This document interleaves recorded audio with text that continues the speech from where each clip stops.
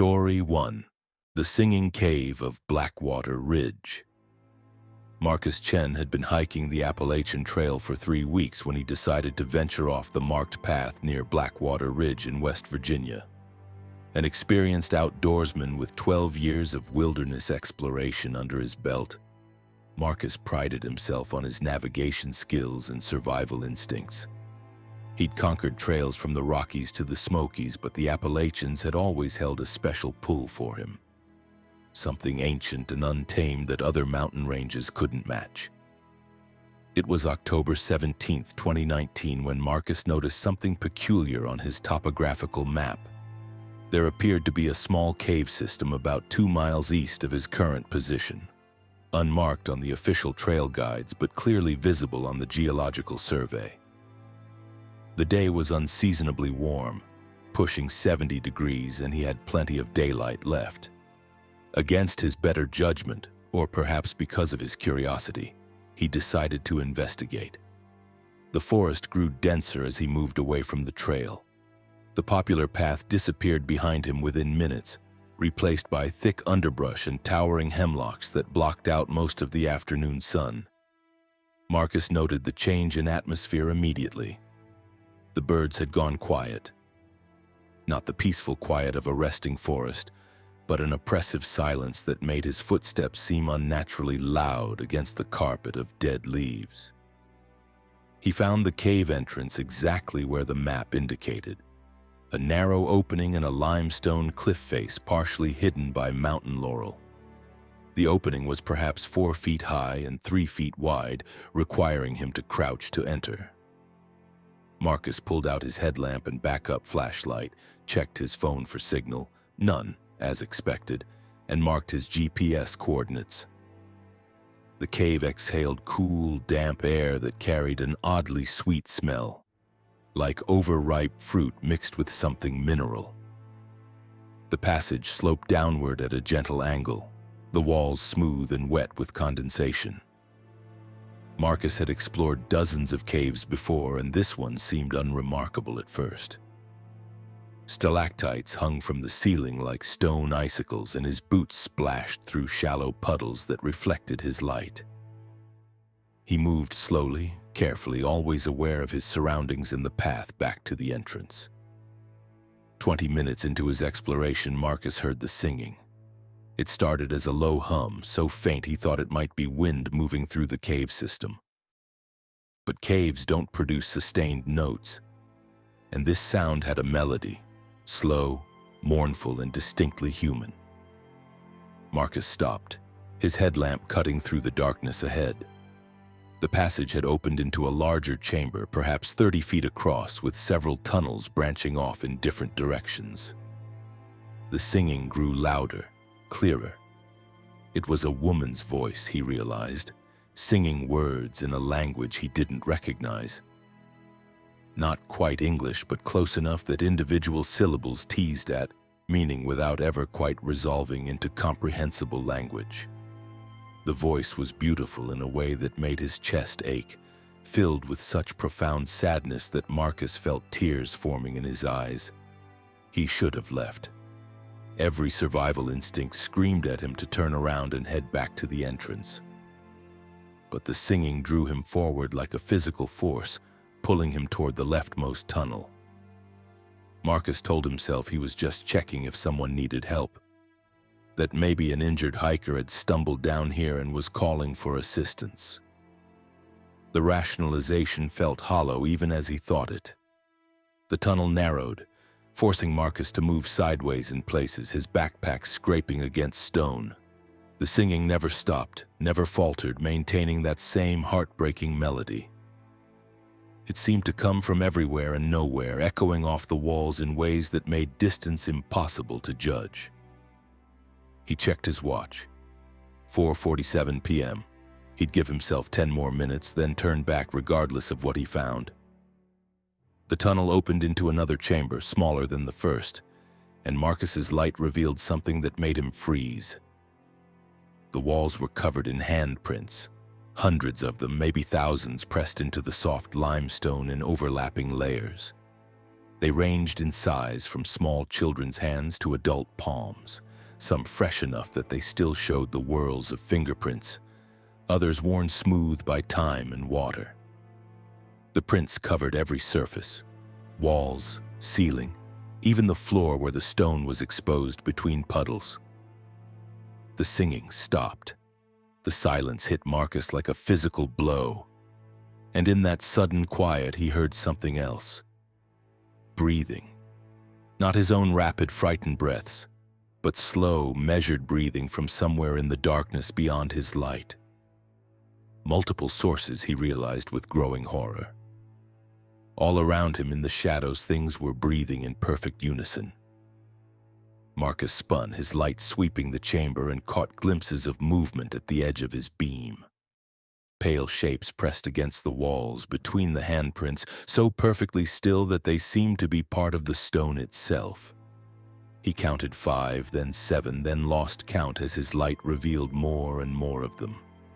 They were human-shaped but wrong, their proportions stretched and distorted, skin the color of cave limestone and just as textured. One of them stepped forward into his light, and Marcus got his first clear look. It had been human once. The basic structure was there, but centuries in the darkness had changed it. The eyes were enormous and completely black, adapted to lightlessness. The fingers were elongated, tipped with hardened nails worn smooth from touching stone.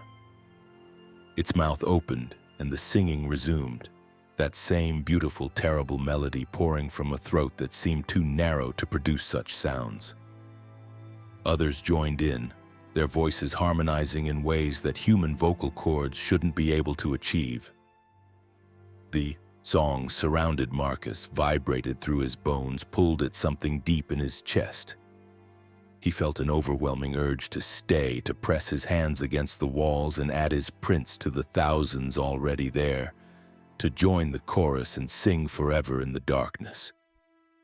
His hand moved toward the wall of its own accord, and Marcus watched with detached horror as his palm pressed against the cold limestone. The stone was soft, yielding, accepting his touch. The handprint sank in easily, and when he tried to pull away, he couldn't. His hand was stuck, the limestone hardening around it like quick-setting concrete. Panic broke through the song's spell. Marcus yanked hard, skin tearing, and managed to pull free with a sickening, wet sound. He stumbled backward, nearly falling, his torn hand leaving a trail of blood on the cave floor. The singing intensified, becoming urgent, almost angry. The pale figures moved closer, their movements jerky and unnatural, like stop-motion animation. Marcus ran. He crashed through the narrow tunnel, bouncing off walls, his injured hand screaming protest. Behind him, he heard them following, not running, but moving with an inevitable patience.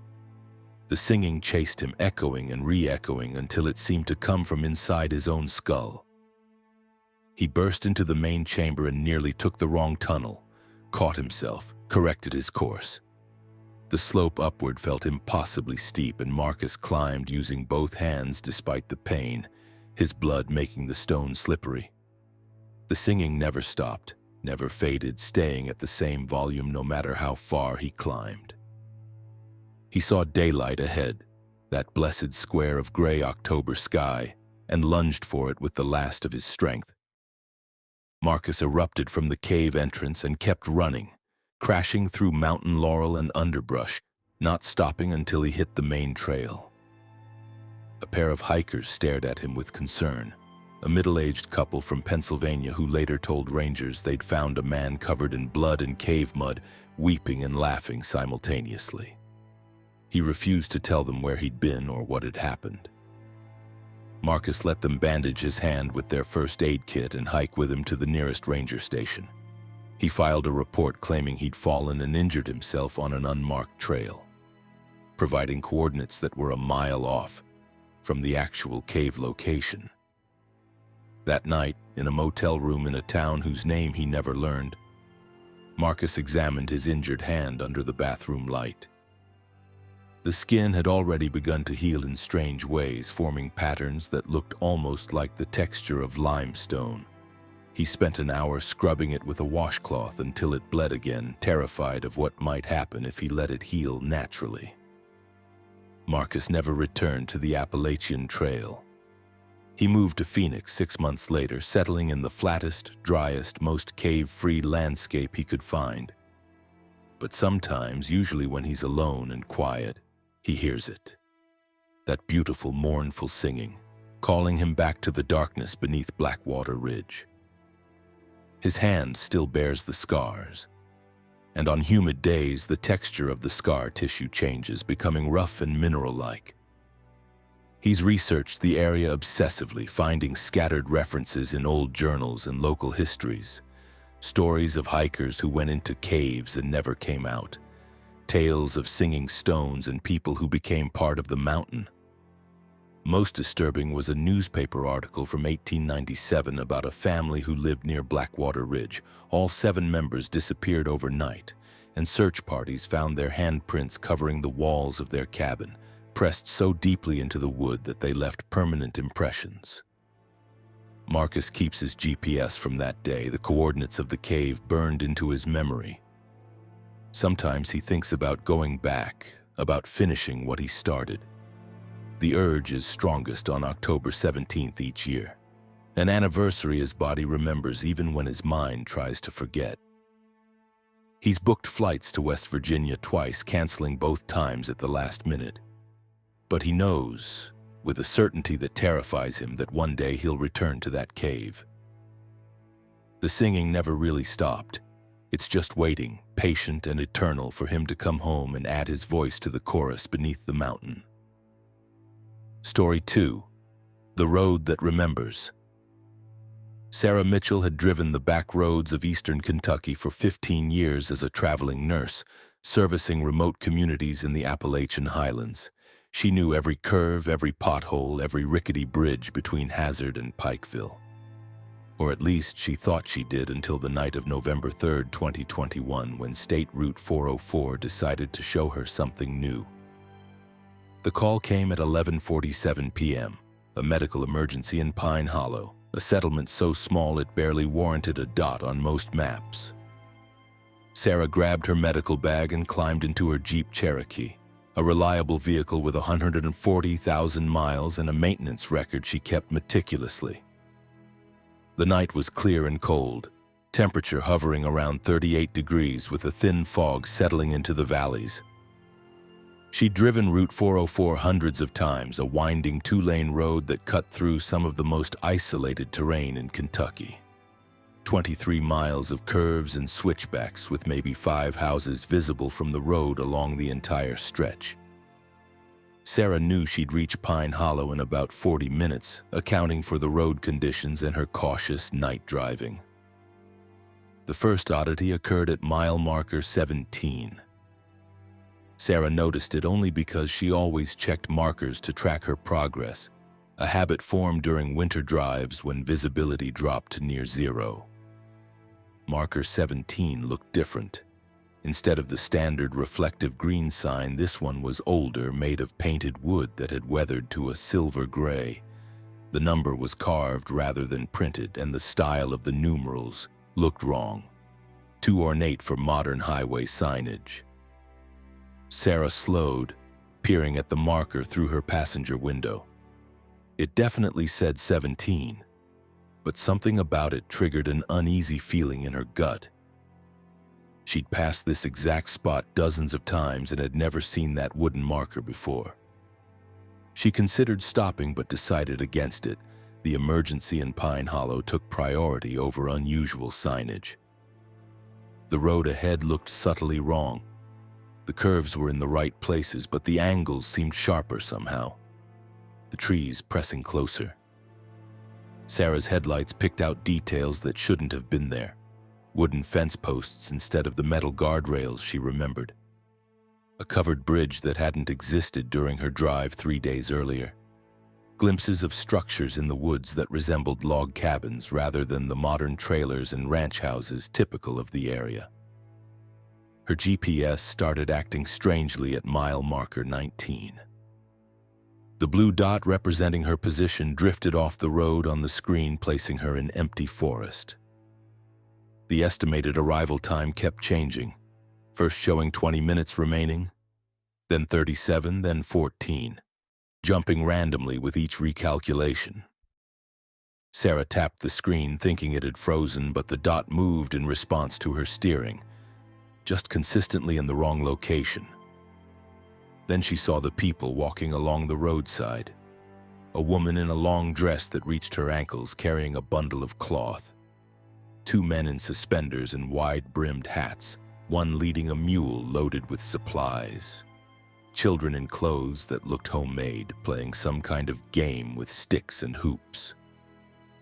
They all turned to watch Sarah's Jeep pass, their faces illuminated briefly by her headlights, expressions registering shock and fear at the sight of her vehicle. Sarah's hands tightened on the steering wheel. This couldn't be real. It was 2021 and people didn't dress like that, didn't walk mountain roads at midnight leading mules.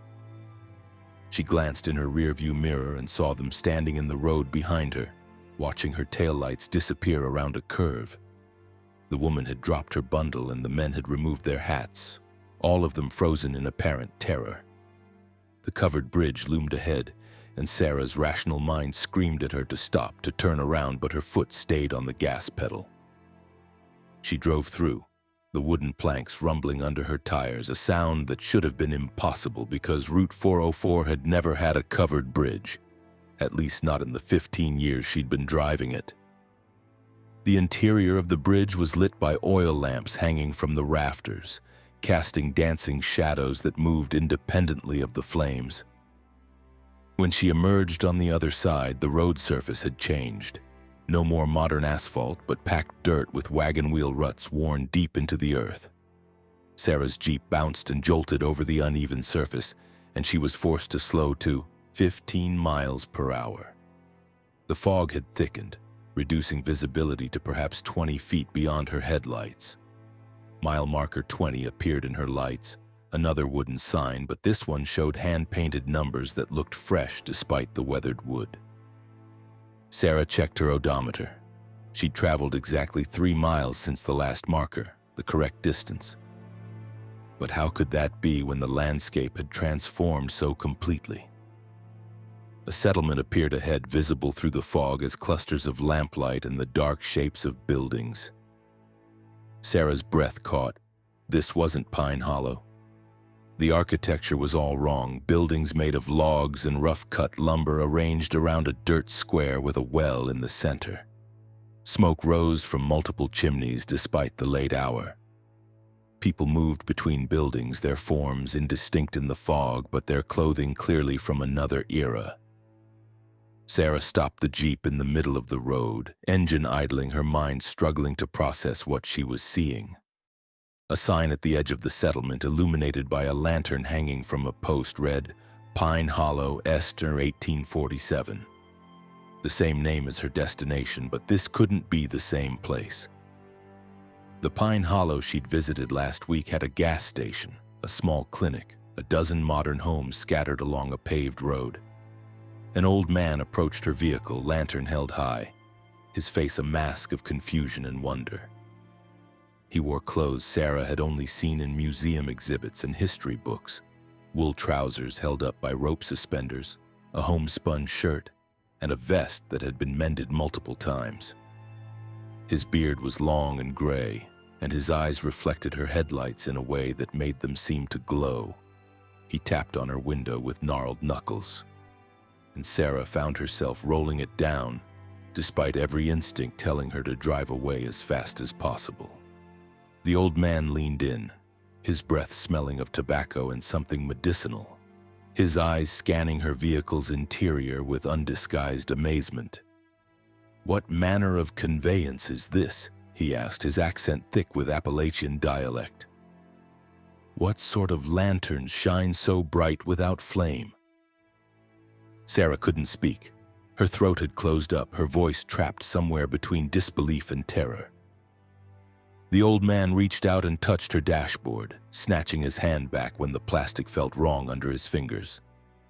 Behind him, other villagers had gathered, all staring at her Jeep with expressions ranging from wonder to fear. "The year," Sarah managed to croak out, What year is this? The old man's face creased with concern. Are you addled, miss? It's 1883, as it has been since January last. Are you lost? Have you taken ill? Sarah's vision swam and she gripped the steering wheel to keep herself grounded. This was impossible. Time travel didn't exist. She had to be hallucinating, suffering from carbon monoxide poisoning or some kind of stroke.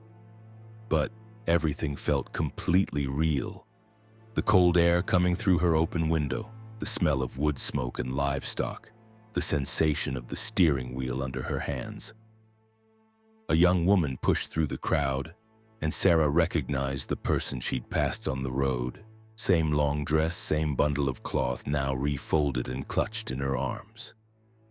The woman spoke rapidly to the old man in a dialect Sarah couldn't follow, gesturing at the jeep and making signs that might have been religious, crossing herself repeatedly, touching her forehead and chest.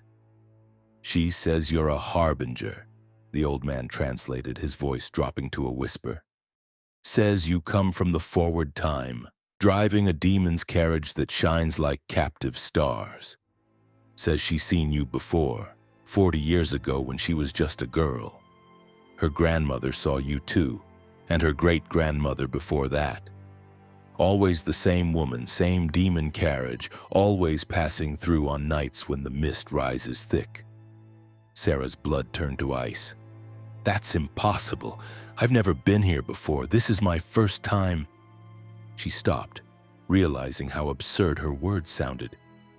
This was her first time in 1883? How could she even be in 1883? The road remembers, the old man said solemnly. It catches travelers sometimes, shows them pieces of itself from different wens. Most of our folk won't travel it at night for fear of meeting themselves coming the other way. Or worse, meeting those who've already died but haven't died yet in the time they're traveling through. He stepped back from the jeep, his lantern swinging slightly. You need to keep driving, miss. Don't stop, don't turn back. The road will let you out where you need to be, but only if you keep moving forward. Those who stop, who try to stay in the wrong time, they get caught between. We find them sometimes turned to stone right there in the middle of the road, their faces frozen in screams that echo when the mist is thick. Sarah didn't need further encouragement. She rolled up her window and pressed the gas pedal, her jeep lurching forward over the rutted dirt road. The villagers scattered and she saw them in her mirrors, watching her taillights fade into the fog. The young woman was still making those religious signs, her mouth moving in what might have been prayer or curse. The road stretched ahead and Sarah drove through more impossibilities. She passed mile marker 23 at least 5 times, each time seeing the settlement in a different state. Once as ruins overgrown with vegetation, once as a bustling town with electric lights, once as nothing but empty forest with no sign humans had ever lived there. The covered bridge appeared and disappeared, sometimes intact, sometimes collapsed, once burning with flames that gave off no heat as she drove through them. Her phone showed 2:34 a.m., though only minutes seemed to have passed since she left the 1883 settlement. The GPS had given up entirely, displaying only a blank blue screen with an error message. No roads found in this area. Sarah's fuel gauge had dropped to a quarter tank, though she'd started with a full one, another impossibility, as she hadn't driven nearly far enough to burn that much gas. Finally, blessedly, she saw a light ahead that didn't come from lanterns or oil lamps. Modern LED streetlights illuminated a parking lot, and Sarah recognized the small clinic in Pine Hollow, the real Pine Hollow, the 2021 version she'd been trying to reach. She pulled into the lot and sat there for 5 minutes, shaking before she could trust her legs to carry her inside. The emergency patient was a child with croup, easily treated with steroids and humidity. Sarah went through the motions automatically, her training taking over while her mind remained stuck on that impossible drive. The child's mother thanked her profusely, asking why she looked so pale if she was feeling all right. Sarah mumbled something about a difficult drive and left as soon as the child was stable. Driving back toward Hazard, Sarah kept her speed at exactly 55 miles per hour and her eyes locked on the road ahead. She passed mile markers 17, 19, and 20 without incident.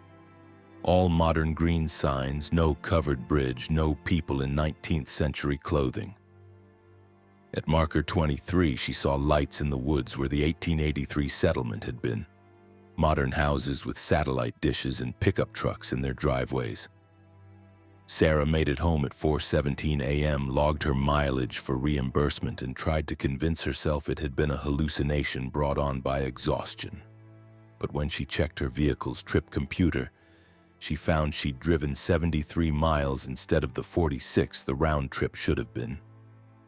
And when she examined her tires, she found red clay dirt packed into the treads, the same clay that had been in those wagon ruts, a type of clay that hadn't been exposed on Route 404 since the road was paved in 1967. Sarah still drives Route 404 when her work requires it, but never at night and never alone. She's researched the history of Pine Hollow and found references to a traveling medicine woman who appeared throughout the settlement's history, always driving a mysterious carriage that shone with unnatural light, always arriving during medical emergencies. The descriptions appear in journals and letters dating from 1847 to 1923, always describing the same woman. Late 30s, brown hair, driving a strange vehicle that moved without horses. The most recent account she found was a blog post from 2019 written by a Pine Hollow resident describing his grandmother's stories of seeing a ghost nurse driving a glowing Jeep through the mountains at night, appearing whenever someone was gravely ill. The post included a fuzzy photo someone had taken in the 1980s, a nighttime shot of a vehicle on Route 404, lights, blazing, barely visible through heavy fog. Sarah recognized her Jeep immediately. Same model, same color, even the same dent in the rear bumper from where she'd backed into a post in 2018. In the photo, taken 33 years before she'd bought the vehicle, she could just make out a figure behind the wheel. The lighting was too poor to see details, but the silhouette was unmistakably familiar. She doesn't drive Route 404 at night anymore, but sometimes she dreams about it. Dreams where she's driving that endless road, passing through different eras, the same landmarks appearing and disappearing, transformed by time. In these dreams, she sometimes passes other vehicles traveling the wrong direction, their occupants looking as lost and terrified as she feels. Once she dreamed she passed herself driving toward Pine Hollow, and the other Sarah's face was decades older, worn by years of driving that same impossible route. The worst part is the certainty that settles over her in those dreams. The knowledge that the road isn't done with her, that one night she'll find herself on Route 404 again regardless of her precautions. The road remembers, the old man had said. Sarah understands now that this means the road has already remembered her future drives, has already woven her into its strange, non-linear fabric. She keeps her medical bag packed and her Jeep's tank full because somewhere in time, past, present, or future, Pine Hollow will need her again, and the road will make sure she arrives, whether she wants to or not. Story 3. The Hollow Family. Daniel Reeves thought he'd found paradise when he inherited his uncle's property in the Appalachian Mountains of North Carolina. 40 acres of pristine forest near Black Mountain, including a restored farmhouse from the 1920s and a small barn that his uncle had converted into a woodworking shop. Daniel, a freelance graphic designer from Charlotte, saw it as the perfect escape from city life, a place where he could work remotely and enjoy the peace of mountain living. He moved in on March 15, 2020, just as the world was shutting down for the pandemic. The timing seemed fortuitous. While everyone else struggled with lockdowns and isolation, Daniel had acres of forest to explore, a comfortable house, and reliable internet. His nearest neighbor was over 2 miles away, which suited him perfectly. The first few weeks were idyllic. Daniel set up his office in the farmhouse's second-floor bedroom, establishing a routine of work in the mornings, hiking in the afternoons, and evening hours spent reading on the wide front porch. The mountain spring was still cold, and he'd sometimes see deer grazing at the forest edge, their breath steaming in the cool air. He first heard the family on April 2nd, during an evening walk along the old logging road that ran through his property.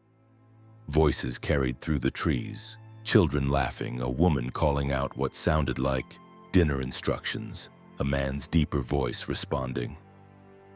Daniel smiled, thinking he'd discovered neighbors he didn't know about, perhaps people who bordered his property on a side he hadn't fully explored. The voices seemed to come from a hollow about a quarter-mile into the forest, accessible by an overgrown path that branched off the logging road. Daniel made a mental note to introduce himself once the pandemic restrictions eased. It would be nice to have nearby neighbors, especially in such an isolated location. But over the next few days, Daniel began to notice odd things about these voices. They always occurred at the same time, between 6:30 and 7 p.m. The conversation never varied much. The same children's laughter, the same dinner calls, the same brief exchanges. By the fourth evening, Daniel could predict what would be said next, the words carrying through the forest with eerie consistency. On April 8th, driven by curiosity and unease, Daniel decided to investigate. He waited until he heard the voices begin their familiar routine, then followed the overgrown path into the hollow. The forest here was older, darker, the trees massive hemlocks and oaks that blocked out most of the late afternoon light. The path wound downward, and Daniel found himself in a small valley where a creek burbled over moss-covered stones. He saw the house, a cabin really built from rough-hewn logs that had weathered to a silver gray. Smoke rose from a stone chimney, and lamplight glowed in 2 windows. It looked rustic but well-maintained, gardens planted in neat rows beside the structure, a chicken coop visible behind it. Laundry hung on a line strung between 2 trees, clothes swaying gently in the breeze.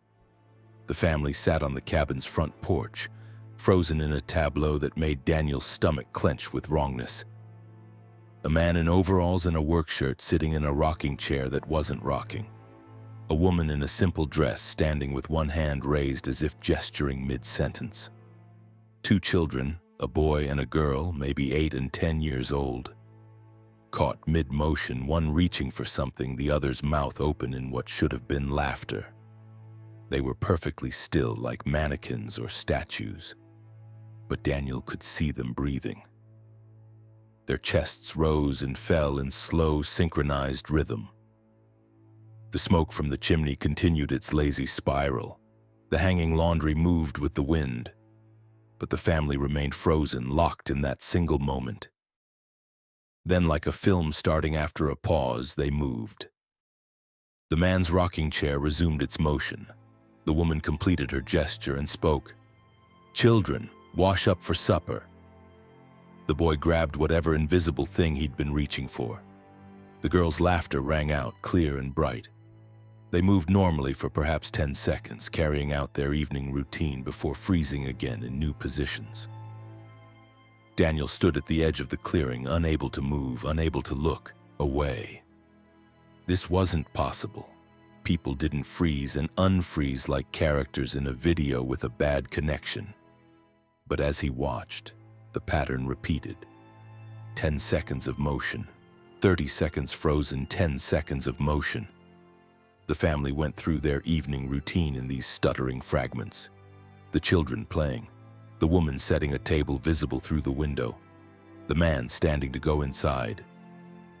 He must have made a sound, or perhaps his presence finally registered in some way, because during one of the motion periods, all 4 of them turned to look directly at him. Their faces were normal, human, showing no awareness that anything was wrong. The woman smiled and waved, calling out, "Evening, neighbor. Won't you join us for supper?" Before Daniel could respond, they froze again, their faces locked in friendly welcome, the woman's hand still raised mid-wave. Daniel turned and ran, crashing back up the path, branches tearing at his clothes and face. Behind him, he heard motion resume, the woman completing her invitation, the man asking, "Who are you talking to, Martha?" The children's voices joining in. "Is someone there? Is someone coming to visit?" Daniel didn't stop running until he reached his farmhouse. He locked all the doors and windows, then sat in his kitchen with the lights blazing, trying to rationalize what he'd seen. Hallucination, stress. Some trick of the light making normal people seem to freeze. Any explanation other than the impossible reality his eyes had witnessed. The voices continued each evening at their appointed time, and Daniel tried to ignore them. But curiosity and dread worked on him in equal measure. He researched the property records, looking for information about the hollow and any structures there. According to official documents, no other buildings existed on his 40 acres. The last survey, conducted in 2018 when his uncle had done some timber work, showed nothing but forest in that hollow. Daniel drove into Black Mountain and visited the Historical Society, claiming he was interested in the property's history for a personal project. An elderly volunteer named Mrs. Callahan pulled out dusty record books and old photographs, happy to have something to do during the slow pandemic months.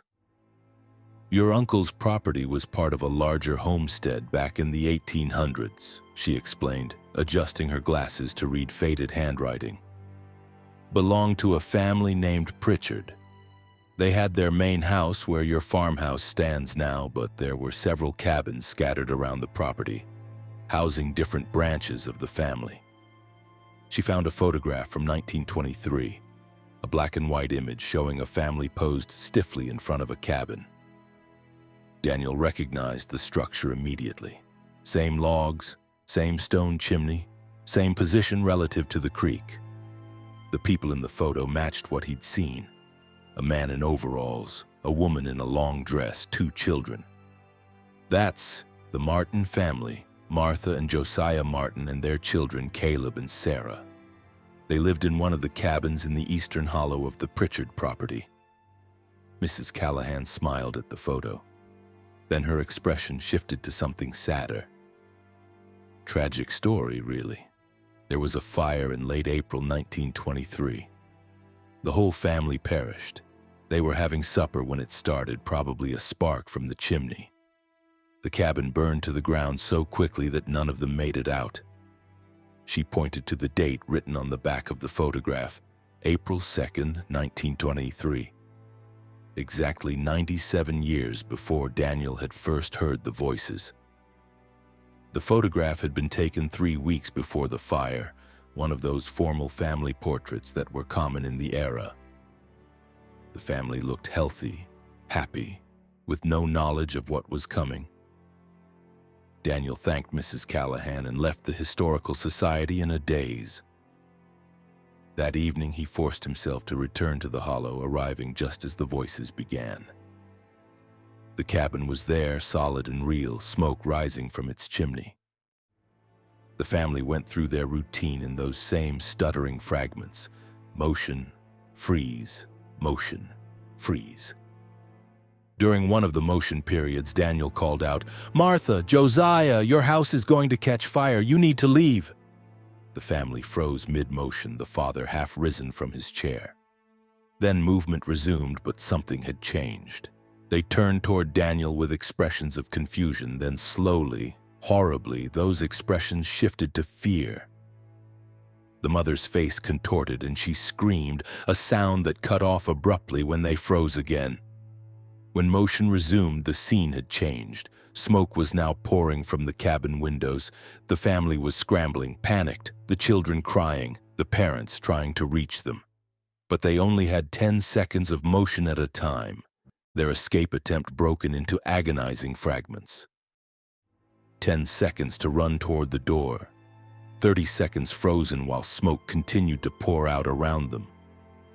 10 seconds to reach for their children. 30 seconds frozen while flames became visible through the windows. Daniel watched in horror as the family burned in slow motion, their tragedy playing out in stuttering fragments over the course of 20 minutes. Their screams were cut into segments by the freezes, making the sound seem to echo and repeat.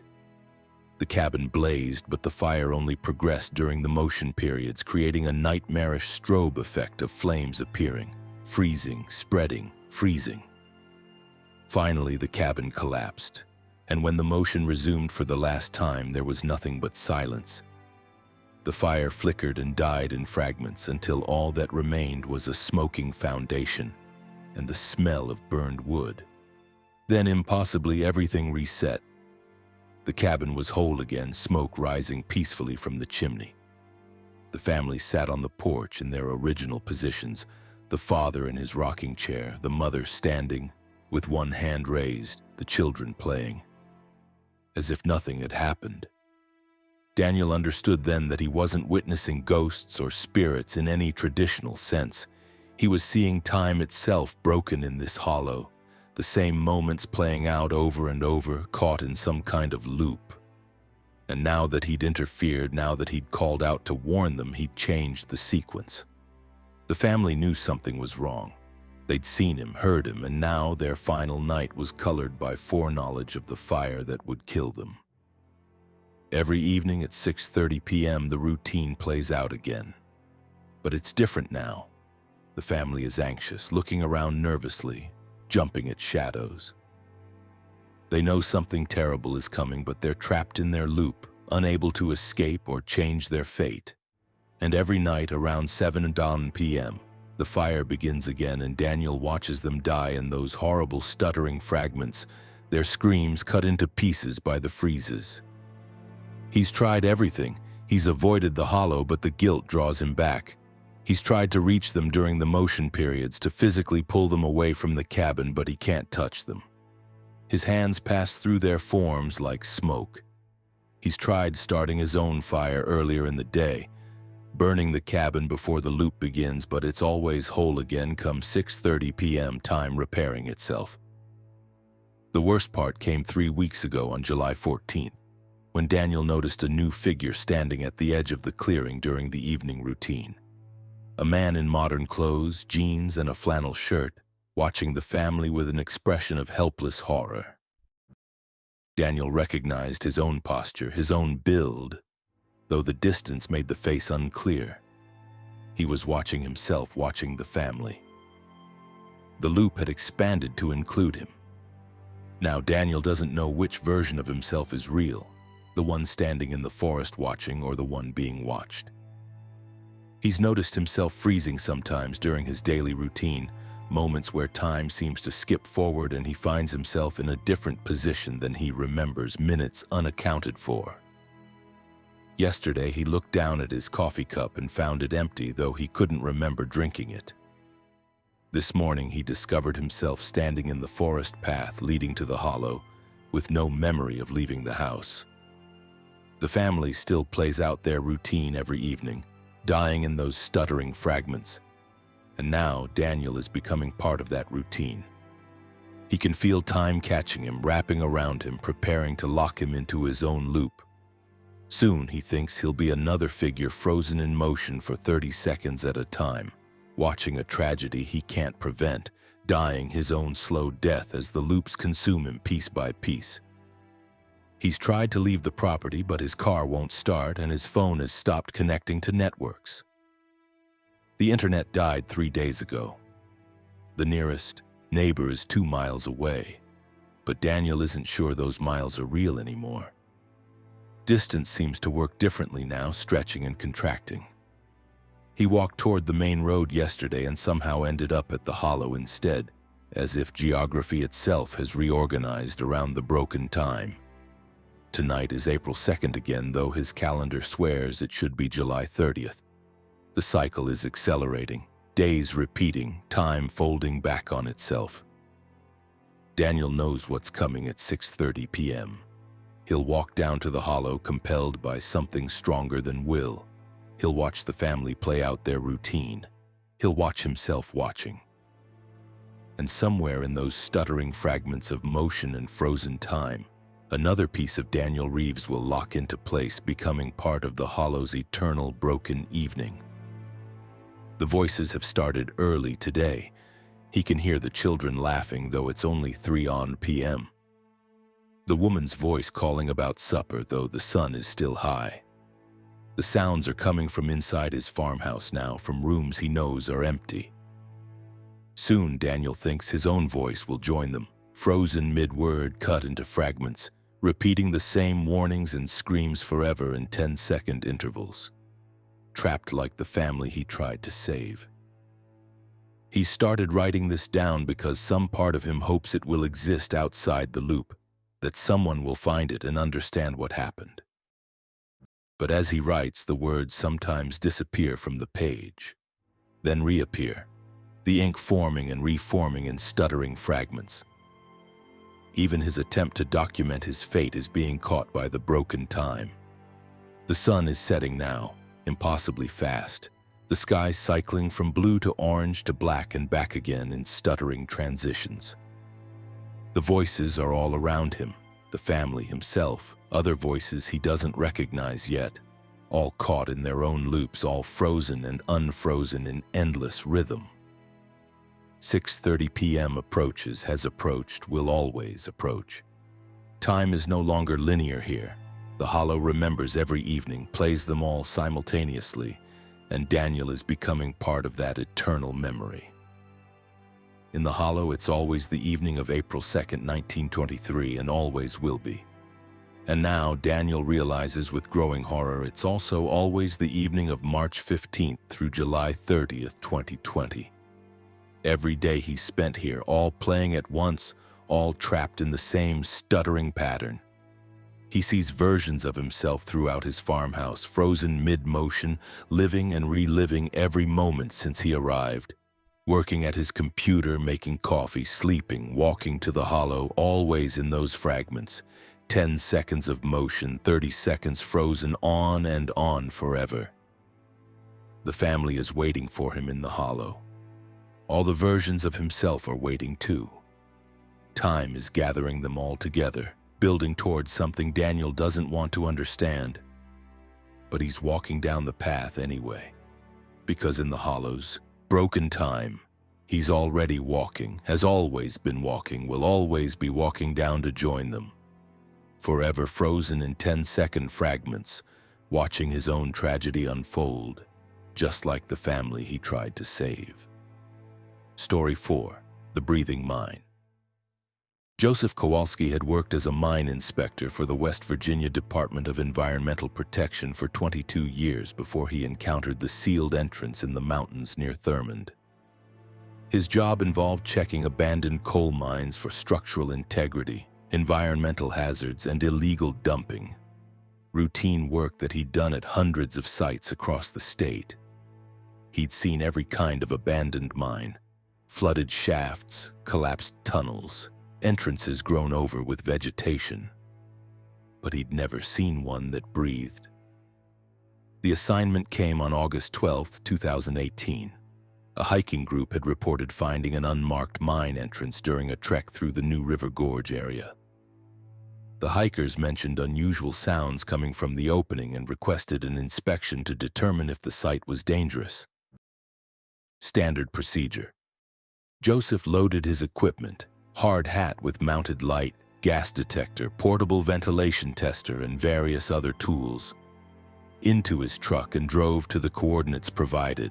The entrance was located in a heavily forested area about 3 miles from the nearest maintained trail, accessible only by following a dry creek bed. Joseph, equipped with his GPS and a detailed topographical map, found it without too much difficulty. The surrounding forest was quiet, which he noted immediately. No birds, no insects, just the sound of wind moving through leaves. The mine entrance had been sealed with concrete and steel plating, typical for dangerous or exhausted mines that the state wanted to prevent access to. But the seal had developed a crack, maybe 8 inches wide and 4 feet tall, large enough for a person to squeeze through if they were determined or stupid. What caught Joseph's attention immediately was the way air moved through that crack. He approached carefully, setting up his equipment at a safe distance before moving closer. The gas detector showed normal readings. No methane, no carbon monoxide, oxygen levels standard. But the air movement was wrong.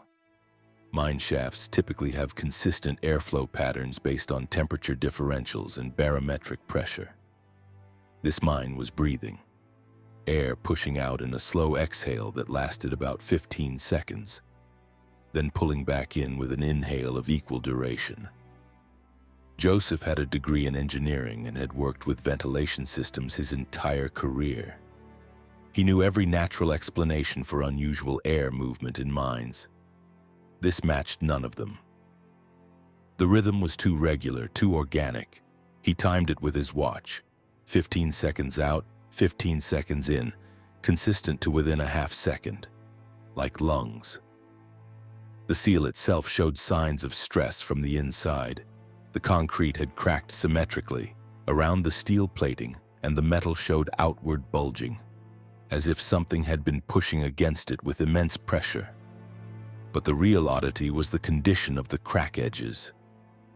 They were smooth, worn, as if the concrete and steel had been eroded by centuries of the breathing air movement, though the seal itself had records showing it was installed in 1987, only 31 years earlier. Joseph took photos, measurements, and air samples.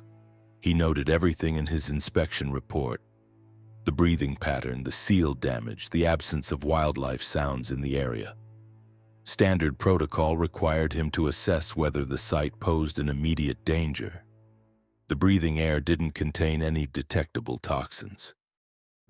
The structural integrity of the seal, while compromised, wasn't in immediate danger of collapse. By all objective measures, the site was safe enough to warrant a lower priority follow-up inspection. But something about the breathing bothered him. Joseph had a rule he'd developed over 2 decades of mine inspection: trust your instincts. When something feels wrong, investigate further, even if the data says everything is fine. So instead of filing his report and leaving, he waited until the breathing cycle completed several repetitions, then leaned close to the crack during an exhale phase and listened. He heard voices. Not clearly. More like whispers or distant conversation, dozens of people talking at once, their words overlapping and echoing. The voices came with the exhaled air, rising and falling in volume as the breathing pattern continued. Joseph couldn't make out individual words, but he could hear the emotional tone: fear, desperation, pleading, the sounds of people in distress. During the inhale phase, the voices stopped. Only the rushing sound of air being pulled back into the mine. Then on the next exhale, the voices resumed, the same desperate whispered chorus. Joseph checked his equipment again. The gas detector still showed normal readings. He held his phone up to the crack and recorded audio during an exhale cycle. But when he played it back, he heard only air movement. No voices.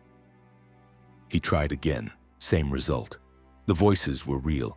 He could hear them as clearly as he heard his own breathing. But technology couldn't capture them.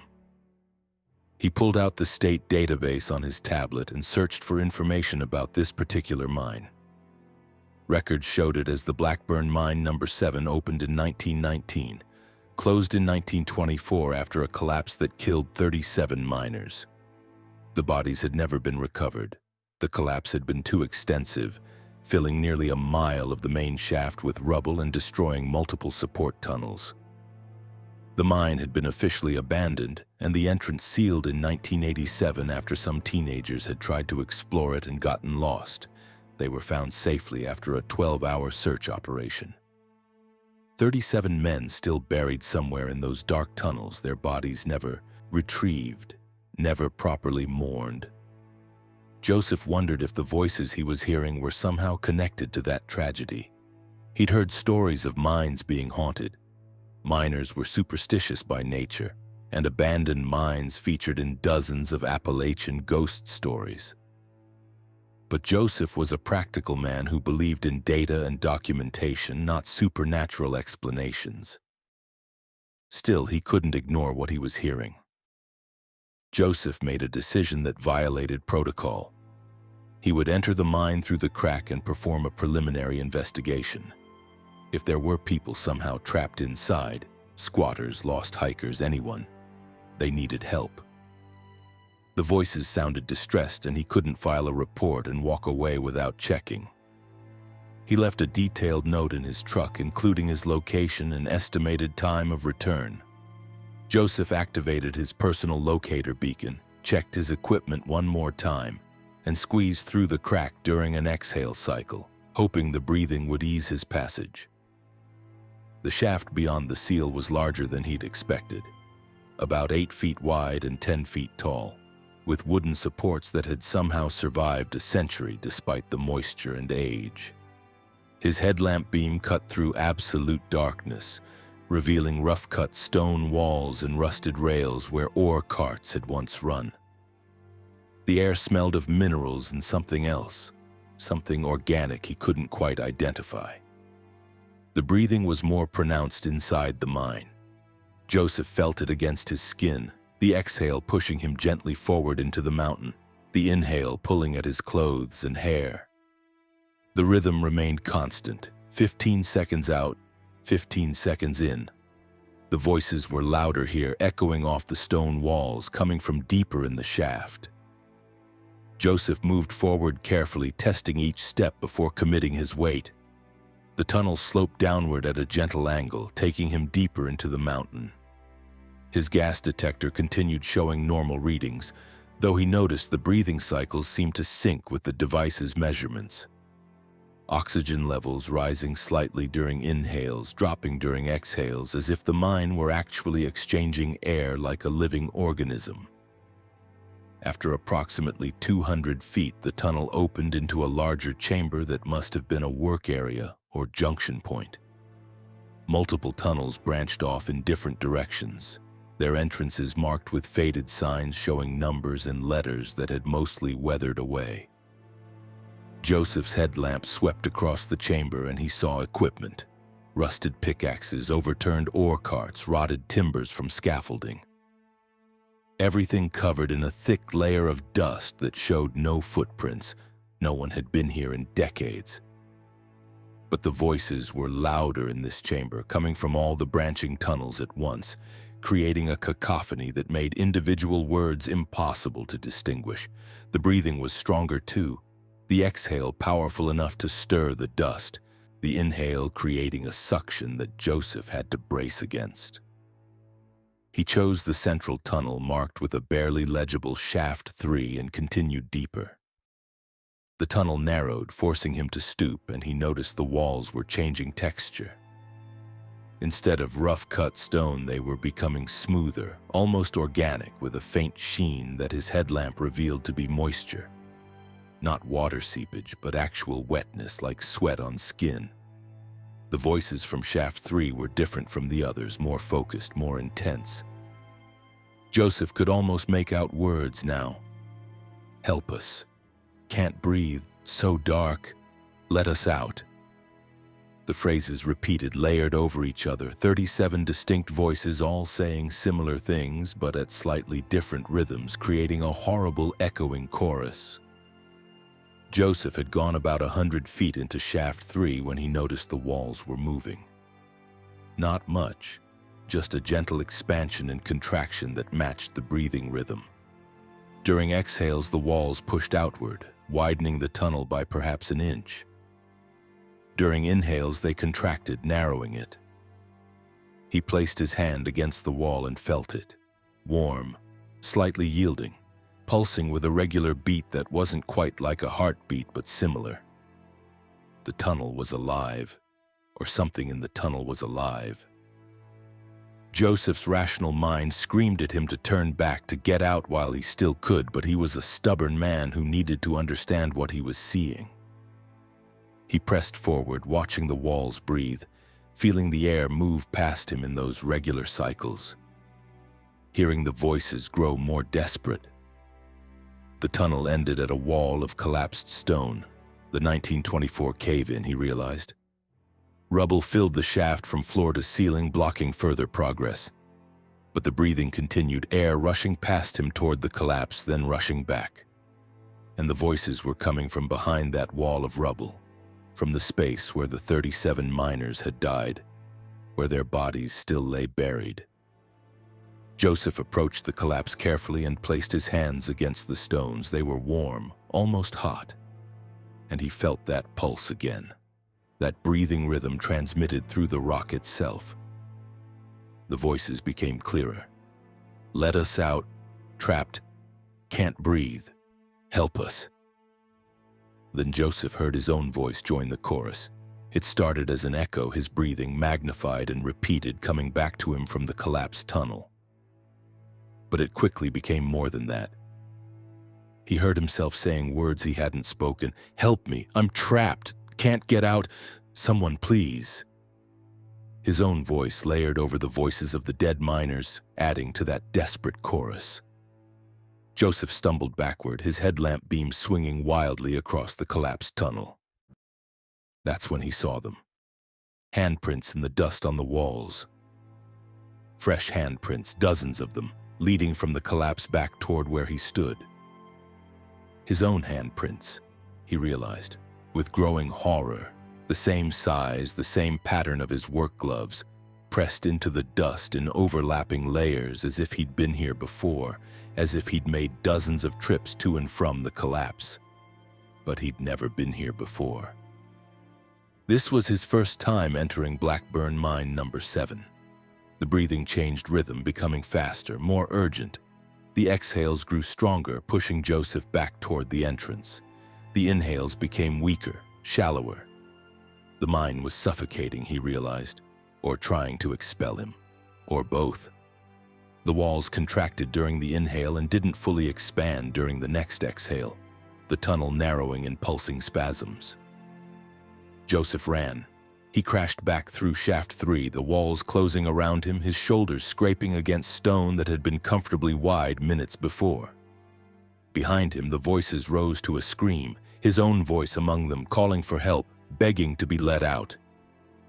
His headlamp revealed those impossible handprints everywhere, overlapping on the walls, the ceiling, even the floor, his own gloves leaving marks that shouldn't exist. The main chamber was smaller than he remembered. The ceiling lowered, the branching tunnels narrowed to cracks. Joseph squeezed through the entrance tunnel, feeling the mine contracting around him, the breathing becoming rapid and shallow. The walls were hot now, slick with that sweat-like moisture, pulsing with increasing urgency. He saw light ahead, the crack in the seal, and lunged for it with the last of his strength. Joseph squeezed through during an exhale, the expelled air shoving him out like a violent birth, and collapsed on the forest floor outside. Behind him, he heard the mine take one final enormous breath, then fall silent. The breathing stopped. The voices cut off mid-scream. Everything became still. Joseph lay there for 20 minutes, waiting for his heart rate to normalize, trying to understand what had happened. When he finally stood and approached the seal, he found the crack had closed. Not collapsed. Closed. The concrete and steel had somehow reformed, leaving only a thin seam where the opening had been.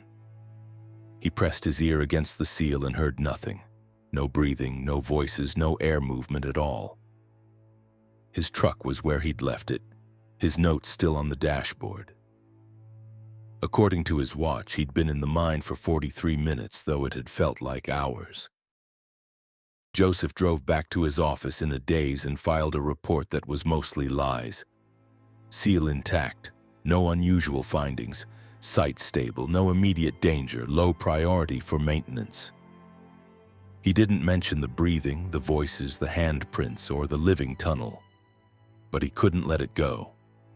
Joseph returned to the site 3 days later during his own time, with better recording equipment and a determination to document what he'd experienced. He found the area easily enough, same coordinates, same dry creek bed approach. But the mine entrance was gone. Not collapsed or hidden by vegetation. Gone. The cliff face where it had been was unbroken stone covered with moss that looked decades old. No seal, no crack, no evidence a mine entrance had ever existed there. Joseph checked his GPS coordinates dozens of times. He was in exactly the right location, but the mine had vanished, or perhaps had never been there at all. Except he had the photos on his phone, the seal, the crack, the measurements he'd taken. Proof that it had existed. He showed the photos to a colleague who specialized in geology, asking if mines could simply disappear. The colleague looked at him strangely and pointed out that his photos showed normal rock face. No seal, no crack, just solid cliff covered with moss. Joseph looked at his phone and saw he was right. The photos had changed, or his memory of them had changed, or something had changed, rewriting what his camera had captured. He went through his inspection report in the state database and found it listed as site visit canceled due to coordinates error, location not found. But he remembered writing the report, filing it, submitting it through the system. The audio recording he'd made, the one that hadn't captured the voices, was gone from his phone. The measurements he'd entered into his tablet had been deleted. Every piece of evidence that Blackburn Mine number 7 had been there, that he'd entered it, that he'd experienced what he'd experienced, had been erased or altered. Except for one thing, his work gloves. Joseph had worn them in the mine, pressed them against the walls, left those impossible handprints in the dust. And now, when he looked at the gloves, he saw dust embedded in the fabric. Gray dust that smelled of minerals and that organic odor he hadn't been able to identify. He sealed the gloves in a plastic bag and kept them in his home office, the only physical proof of what had happened. And every night at exactly 11:47 p.m., the time he'd exited the mine, Joseph hears the breathing. It comes from his walls, from his floors, from the very structure of his house. 15 seconds of exhale, 15 seconds of inhale, regular and consistent. The voices come too. That desperate chorus of the trapped miners and his own voice among them, calling for help from somewhere deep underground.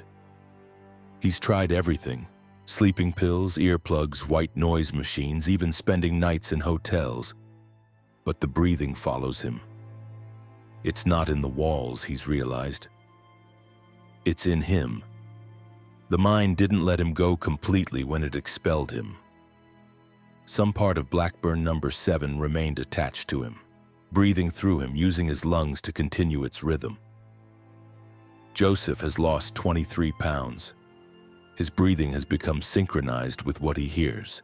15 seconds inhale, 15 seconds exhale, a rhythm that's completely wrong for human respiration. He's developed chronic hypoxia symptoms, dizziness, confusion, and tolum, inability to concentrate. Doctors find nothing wrong with his lungs, his heart, his oxygen levels. Medical tests show he's breathing normally, but Joseph knows better. He researches the mine obsessively, finding old newspaper articles about the 1924 collapse. The accounts mention something he'd missed before. The collapse wasn't accidental. The mine had been showing signs of instability for weeks, walls expanding and contracting, air movement patterns that miners described as unnatural. The company had ordered continued operation despite the warnings, and the collapse had occurred during a night shift, trapping 37 men in Shaft 3.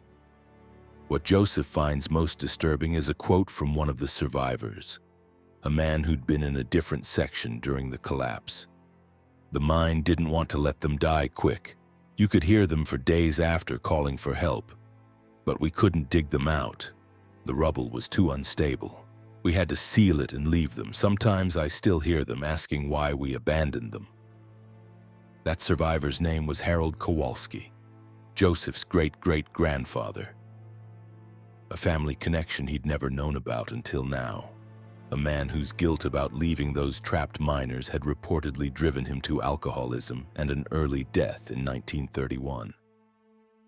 Joseph wonders if his presence at the mine was coincidence, or if something in Blackburn number 7 recognized him, claimed him, used him to complete a connection that had started with Harold's survival and abandonment of the dying men. The breathing continues. Joseph's sleep is measured in those 15-second intervals, his dreams filled with darkness and voices and the feeling of stone pressing close around him. He started finding dust under his fingernails, gray mineral dust that shouldn't be there, that reappears every morning no matter how thoroughly he cleans. The dust of Blackburn mine number 7 working its way out of him, or working its way further in. He keeps his work gloves in their sealed bag, displayed on his office shelf, a reminder that what he experienced was real, regardless of what the evidence says. Sometimes he presses his current gloves against his walls and they leave prints in the dust. Prints that match those impossible overlapping marks he saw in the mine shaft. Proof that the mine is still with him, or he's still in the mine, or the distinction between the two has ceased to matter.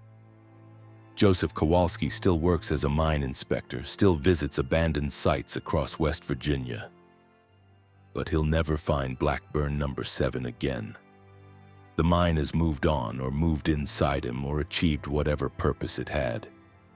He breathes its 15-second rhythm and hears its voices and carries its dust beneath his skin.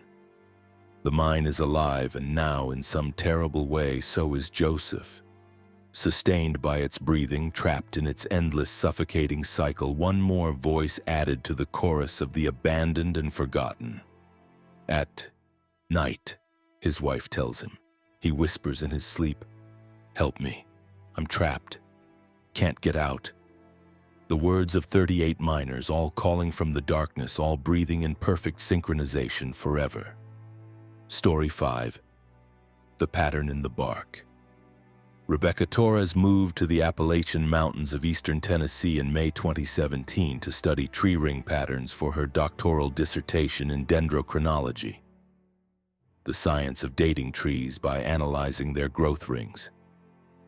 Her research focused on how climate change affected growth patterns in old-growth forests, specifically in stands of oak and hickory that had remained undisturbed for centuries.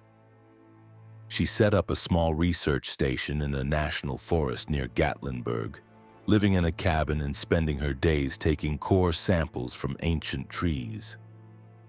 Rebecca was meticulous in her work, a perfectionist who kept detailed notes and photographs of every sample. She'd studied dendrochronology for 6 years, learning to read tree rings like pages in a history book, wide rings indicating favorable growing conditions, narrow rings showing drought or stress, anomalies marking significant events like fires or insect infestations. Trees never lied. They recorded everything that happened to them year by year in concentric circles of wood that told stories more reliable than human memory. The tree she found on June 23, 2017 would teach her that some stories shouldn't be read. It stood alone in a small clearing about 2 miles from her research station, a massive white oak that had to be at least 400 years old based on its diameter. The tree was perfect for her research, isolated enough that its growth patterns wouldn't be influenced by competition from other trees, yet part of the broader forest ecosystem. Rebecca marked it as specimen W047 and began her standard documentation process. Photographs from multiple angles, measurements of diameter and estimated height. Notes on surrounding vegetation and soil composition. The bark showed unusual patterns that Rebecca noticed immediately. Instead of the typical rough, furrowed texture of white oak, this tree's bark had smoother sections that formed what looked like deliberate designs. Rebecca circled the tree, photographing the patterns, trying to determine if they were natural formations or if someone had carved them. The patterns resembled letters or symbols, but not from any alphabet she recognized, angular, complex, repeating in vertical columns that ran from ground level up to about 15 feet. She took rubbings of the patterns using rice paper and charcoal, a technique borrowed from archaeology. The symbols became clearer on paper, and Rebecca spent the evening in her cabin trying to identify them. Not pictograms, not any Native American writing system she could find references to, not European scripts. The patterns had a mathematical quality, she decided. Something about their spacing and repetition suggested they followed rules, a grammar of shapes that meant something specific. The next day, Rebecca returned to specimen W047 with her coring drill, a specialized tool that extracts pencil-thick cylindrical samples from living trees without seriously harming them. She positioned her drill at chest height, a standard measurement point in dendrochronology, and began the careful process of extracting a core sample. The drill bit into the bark easily, then hit the harder wood beneath, the familiar resistance that told Rebecca she was getting good material. Halfway through the process, the drill stuck. Rebecca had experienced this before. Sometimes drill bits would catch on knots or particularly dense sections of wood. But this felt different. The bit wasn't just stuck, it was being held, as if something inside the tree was gripping it. She tried to extract the drill by reversing the motor, but it wouldn't budge. When she switched back to forward motion, the drill lurched inward, yanked by force greater than the motor could generate, burying itself completely in the tree. Rebecca stepped back, startled. The drill handle vibrated violently, the motor screaming as it was pulled deeper into the tree trunk. She hit the kill switch, but the drill kept going, the cord ripping from her hands, the entire tool disappearing into a hole that should have been much too small to accommodate it. She heard it clattering inside the tree, metal hitting hollow space before everything went silent. The hole left by the drill was wrong.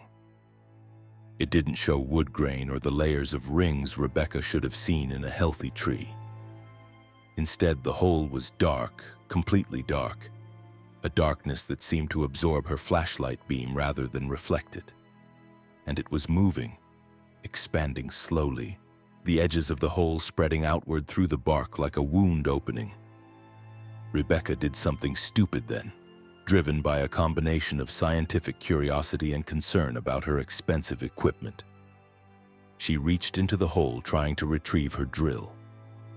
Her hand plunged into cold emptiness, the darkness swallowing her arm up to the elbow before her fingers touched anything. What they touched felt like paper, thin, dry, rustling against her skin. She grabbed a handful and pulled her arm out. She was holding pages, dozens of sheets of yellowed paper covered in handwriting, some loose, some still bound together in what looked like partial journals. Rebecca dropped them in shock, and they scattered around the base of the tree, fluttering in a breeze that didn't exist. She knelt and picked one up, her hands shaking. The handwriting was old-fashioned, elaborate cursive in fading ink. The date at the top of the page read, October 7th, 1832. Rebecca scanned the text, her academic training overriding her fear. The tree has shown me what will come to pass in the year 2017. I have seen cities of light connected by rivers of moving metal, and people who carry boxes that show them the faces of distant loved ones. I have seen flying machines that leave white trails across the sky. I have seen so much that I know I am mad, that the tree has driven me to madness, but I cannot stop looking. The patterns in the bark are dates, I understand now. Each column is a year, and when I press my hand to them, I see that year as clearly as I see my own time. Rebecca's blood ran cold. She checked the date again. October 7th, 1832, nearly 200 years ago. She picked up another page, dated July 3rd, 1756. The symbols showed me the year of 1945, a year of great fire that consumed entire cities in moments. I saw a light brighter than 1,000 suns, and I wept for the souls who will die in that terrible flash. The tree asks me to record what I see. It tells me, though it has no voice, that someone in a distant time will read these words and understand the warning. More pages scattered around the tree. Each one was a journal entry from a different time period, different handwriters, different languages, English, French, what looked like Spanish, something in Cherokee syllabary. All describing the same thing, the tree with patterns in its bark, the visions those patterns revealed when touched, the compulsion to record what was seen and leave those records inside the tree. The earliest entry Rebecca found was dated March 14, 1623, written in archaic English that was difficult to parse. The author, who identified himself as a surveyor mapping the territory for colonial purposes, described finding the tree and touching its bark out of curiosity. He'd seen the year 1863 and witnessed a great war between brothers, fields soaked in blood, a nation tearing itself apart. The vision had terrified him, but he'd returned the next day and the next, unable to resist the tree's pull. Rebecca gathered all the pages, several hundred of them, and brought them back to her cabin. She spent the night reading, piecing together a timeline of people who'd found the tree over nearly 4 centuries. Each person described the same experience. Touching the bark symbols triggered visions of specific years in the future, and each felt compelled to record what they saw. The visions were accurate. Rebecca could confirm the descriptions of 2001, 1969, 1945, and other years she had historical knowledge of. These people had genuinely seen the future, witnessed events decades or centuries ahead of their own time. The pattern in the dates was what chilled Rebecca most. Each person who found the tree saw years that were significant in human history. Years of catastrophe, turning points, moments of crisis. And the most recent entries from the 1990s and early 2000s all focused on a specific year, 2027. Multiple observers separated by decades, all recording visions of 2027 and describing it with words like collapse, ending, the last year, and when everything changes. None of them recorded what specifically happened in 2027. Their entries about that year were fragmented, as if the visions were too overwhelming or too chaotic to transcribe coherently. One writer from 1954 had simply written 2027 at the top of a page, followed by 3 words repeated over and over until the page was full. They are coming, they are coming, they are coming. Rebecca knew she should report this discovery. These documents represented an archaeological find of immense importance, assuming they were authentic. But she also knew that returning to the tree would mean touching those bark patterns herself, seeing whatever they would show her. The scientific part of her mind craved that knowledge. The pattern had been consistent for 400 years. Surely it would continue. She could be the first to record 2027 from direct observation rather than fragmented accounts. She returned to specimen W047 the next morning, bringing video equipment to document whatever happened. The hole her drill had created was larger now, about 8 inches in diameter, and still full of that light-absorbing darkness. Rebecca set up her camera on a tripod, hit record, and approached the bark patterns. The symbols seemed clearer today, more defined, as if her attention had sharpened them. Rebecca recognized the pattern now that she knew what to look for. Each column of symbols was indeed a year, encoded in a visual language that bypassed normal cognition and spoke directly to something deeper in the human mind. She could read them somehow without consciously understanding how. Her eyes tracked the columns upward: 1985, 1991, 2004, 2016, 2017, the current year, and above it, continuing up the trunk, 2018, 2019, 2027. Rebecca reached out and touched the symbols for 2027. The vision hit her like a physical blow, overwhelming her senses completely. She wasn't in the forest anymore. She was standing in a city. She recognized it as Knoxville, though transformed. The sky was wrong. Colors that shouldn't exist, purple-green and churning with geometric patterns that moved like living things. The buildings were melting, not from heat, but from something that was unmaking them at a fundamental level. reducing concrete and steel to powder that blew away in winds that came from no particular direction. People filled the streets, thousands of them, and they were changing. Rebecca watched in horror as human forms elongated, stretched, multiple limbs sprouting from torsos, faces splitting and reforming into configurations that hurt to look at. They weren't dying, that would have been merciful.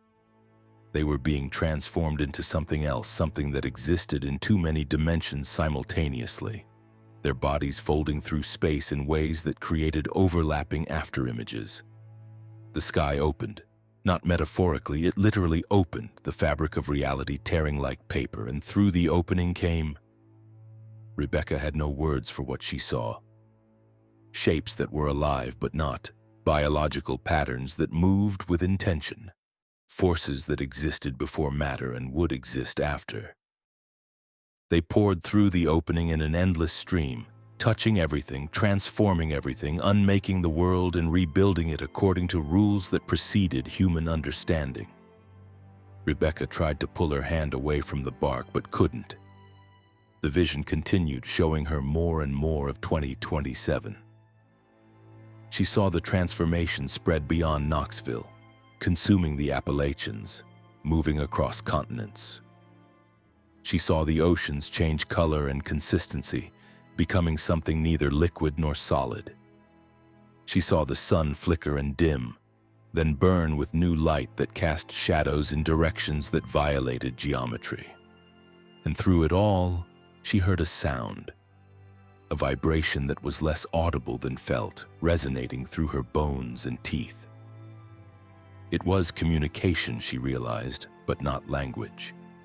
The entities pouring through the tear in reality were trying to tell humanity something, had been trying for millennia, and 2027 was when they would finally be heard, whether humanity wanted to listen or not. The vision released her, and Rebecca collapsed at the base of the tree, her nose bleeding, her ears ringing. The video camera had fallen over, but she could see its red recording light still active. She'd captured it. She'd captured proof. Rebecca spent the next 3 days in her cabin reviewing the footage. The camera showed her approaching the tree, touching the bark, then standing motionless for 7 hours. Nothing else. No vision, no transformation, just Rebecca frozen in place like a statue. Her hand pressed against the bark, blood slowly dripping from her nose. The audio recorded nothing but forest sounds, birds, wind, insects, and once around the 4-hour mark, Rebecca's voice saying words she didn't remember speaking. "They're coming. We're already there. 2027 is when we remember. The tree is teaching us to see." She went back to the tree with samples of the journal pages, intending to deposit them inside through the dark hole to add her own account to the collection of warnings. But the hole had changed.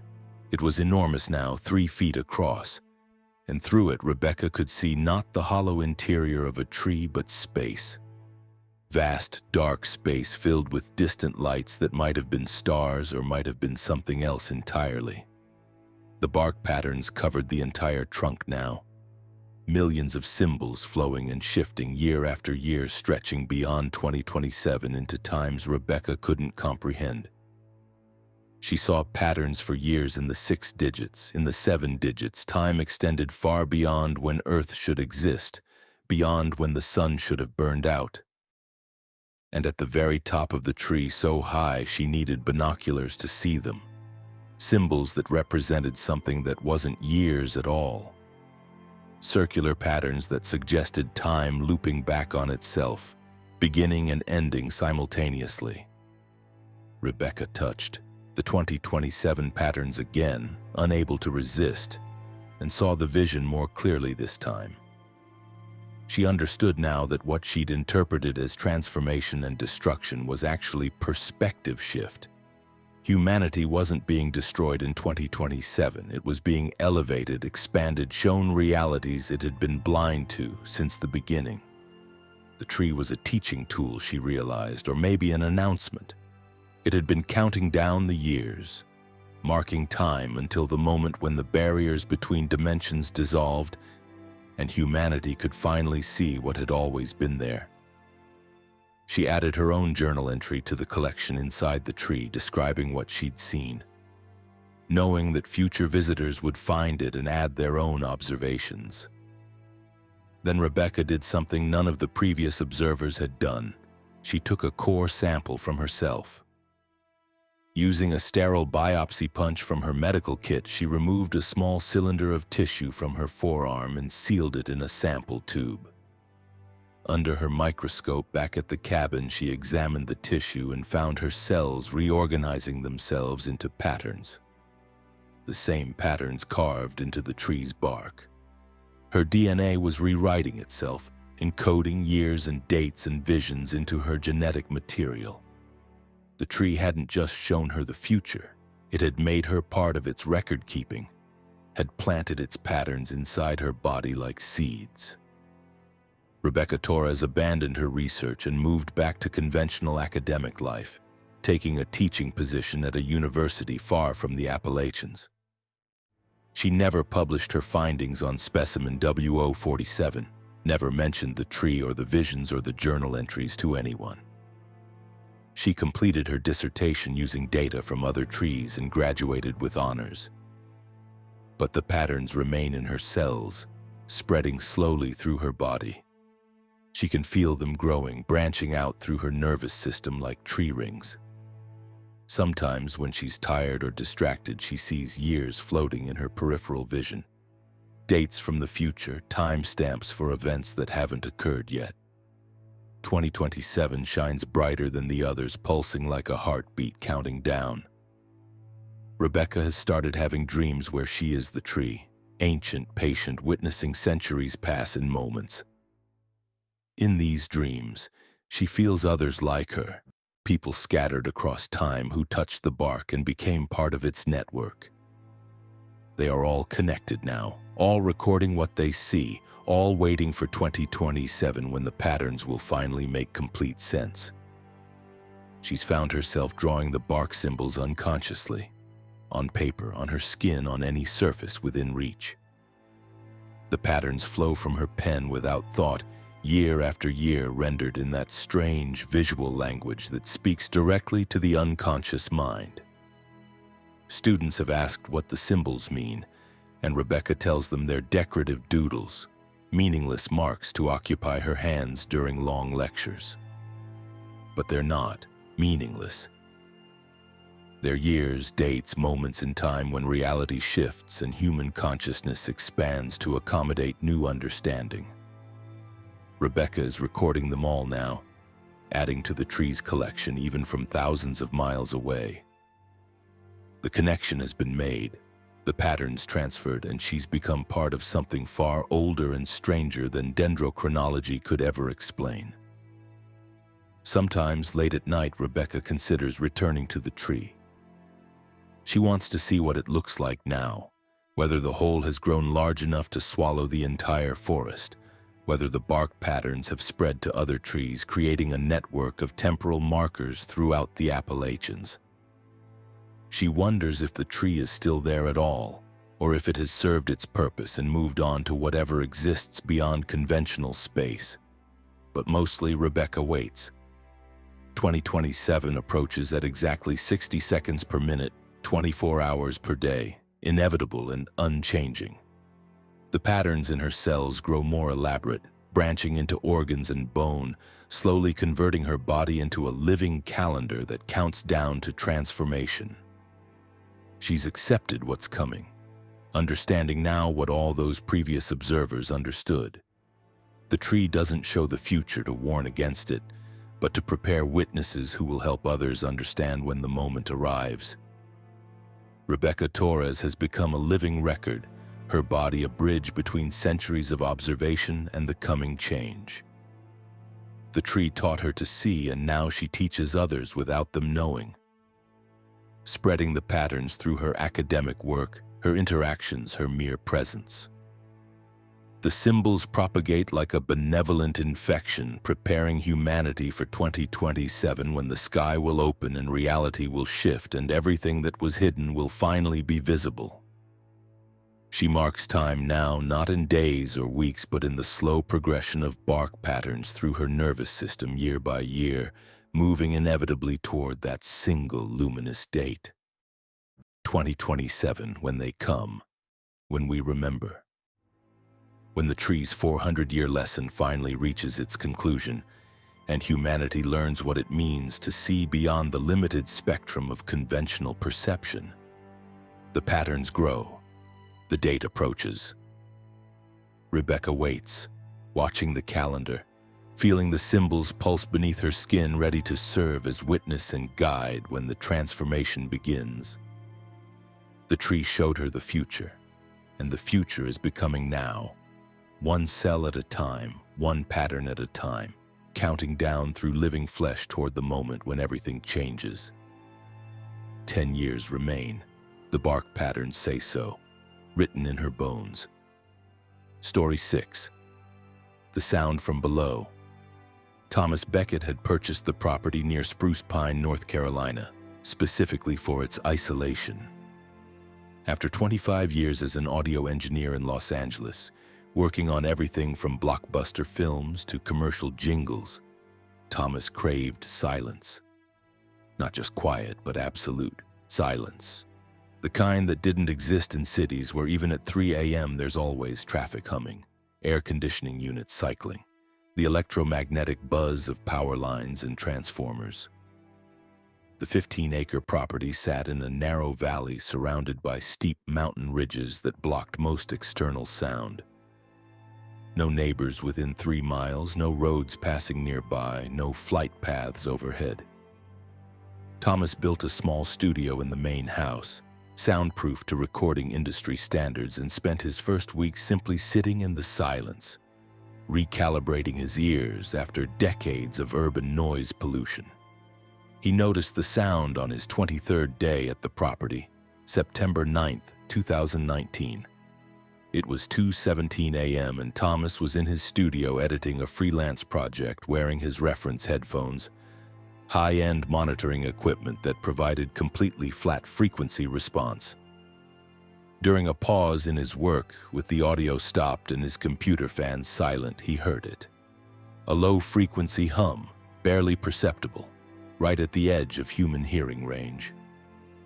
Thomas removed his headphones, thinking the sound might be coming from his equipment, but it was louder without them.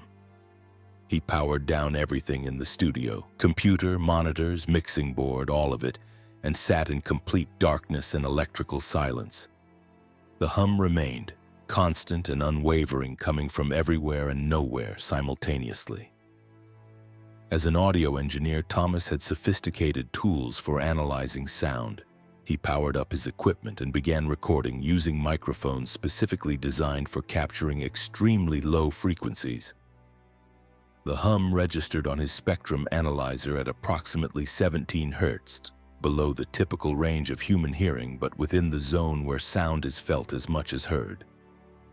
Infrasound, the technical term, the same frequency range used by elephants to communicate over vast distances. The sound level was low, maybe 40 decibels, but perfectly consistent. No variation in frequency, no amplitude modulation, just a pure tone at 17 Hz that never wavered. Thomas recorded it for 3 hours, capturing tens of gigabytes of high-resolution audio data. When he analyzed the waveform, he found something that shouldn't exist. The sound had no harmonic content whatsoever. Natural sounds always produce harmonics, overtones and undertones that give them character and texture. Even the purest synthesized tones contain some harmonic artifacts from the generation process. This sound was a perfect sine wave, mathematically pure, extending infinitely in both directions of time according to his analysis software. It wasn't starting or stopping, it was just present, as if it had always been playing and would never end. Thomas spent the next week trying to locate the source. He walked his entire property with directional microphones and recording equipment, mapping the sound's intensity at different locations.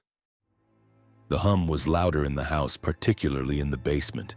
Thomas hadn't spent much time in the basement, It was just a concrete-walled storage space with a dirt floor, unfinished and damp, accessed by a door off the kitchen. He set up recording equipment in the basement and captured audio for 48 hours straight. The hum was definitely stronger there, registering at 55 decibels, loud enough that prolonged exposure could cause health effects. Thomas researched infrasound pollution and found studies linking low-frequency noise to anxiety, dread, paranoia, and hallucinations. He considered that the hum might be a geological phenomenon, perhaps water moving through underground caverns or tectonic plates shifting. But geological sounds aren't pure sine waves. They're complex, noisy, full of chaotic elements. This hum was artificial, or at least it followed rules that natural processes don't obey. On September 19th, Thomas decided to investigate the dirt floor of his basement more thoroughly. The hum was loudest in the northwest corner, and when he examined the ground there, he found the soil was disturbed. Looser than the surrounding area, as if something had been buried there and inexpertly covered. Thomas got a shovel and began digging. 3 feet down, his shovel hit something solid. Thomas cleared away the soil carefully and found a metal hatch, approximately 2 feet square, made of steel that showed minimal rust despite being buried. The hatch had a recessed handle and what looked like a pressure seal around its edges. No markings, no labels, nothing to indicate its purpose or who had installed it. The hum was much louder with the hatch exposed, resonating through the metal loud enough that Thomas felt it in his chest and teeth. He placed a microphone directly on the hatch's surface and recorded. The sound registered at 78 decibels, well into the range that could cause immediate physical discomfort. Thomas should have stopped there, called authorities, contacted the property's previous owner, done literally anything other than what he did next. But curiosity and a lifetime of professional fascination with sound drove him forward. He gripped the handle and pulled.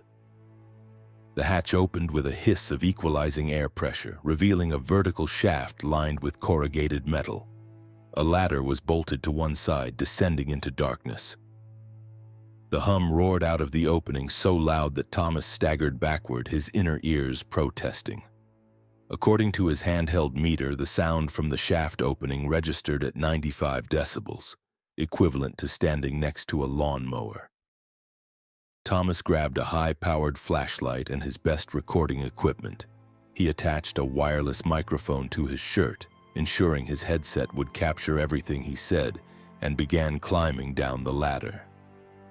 The shaft descended straight down for approximately 40 feet before ending at another hatch, this one sealed with what looked like an airlock mechanism.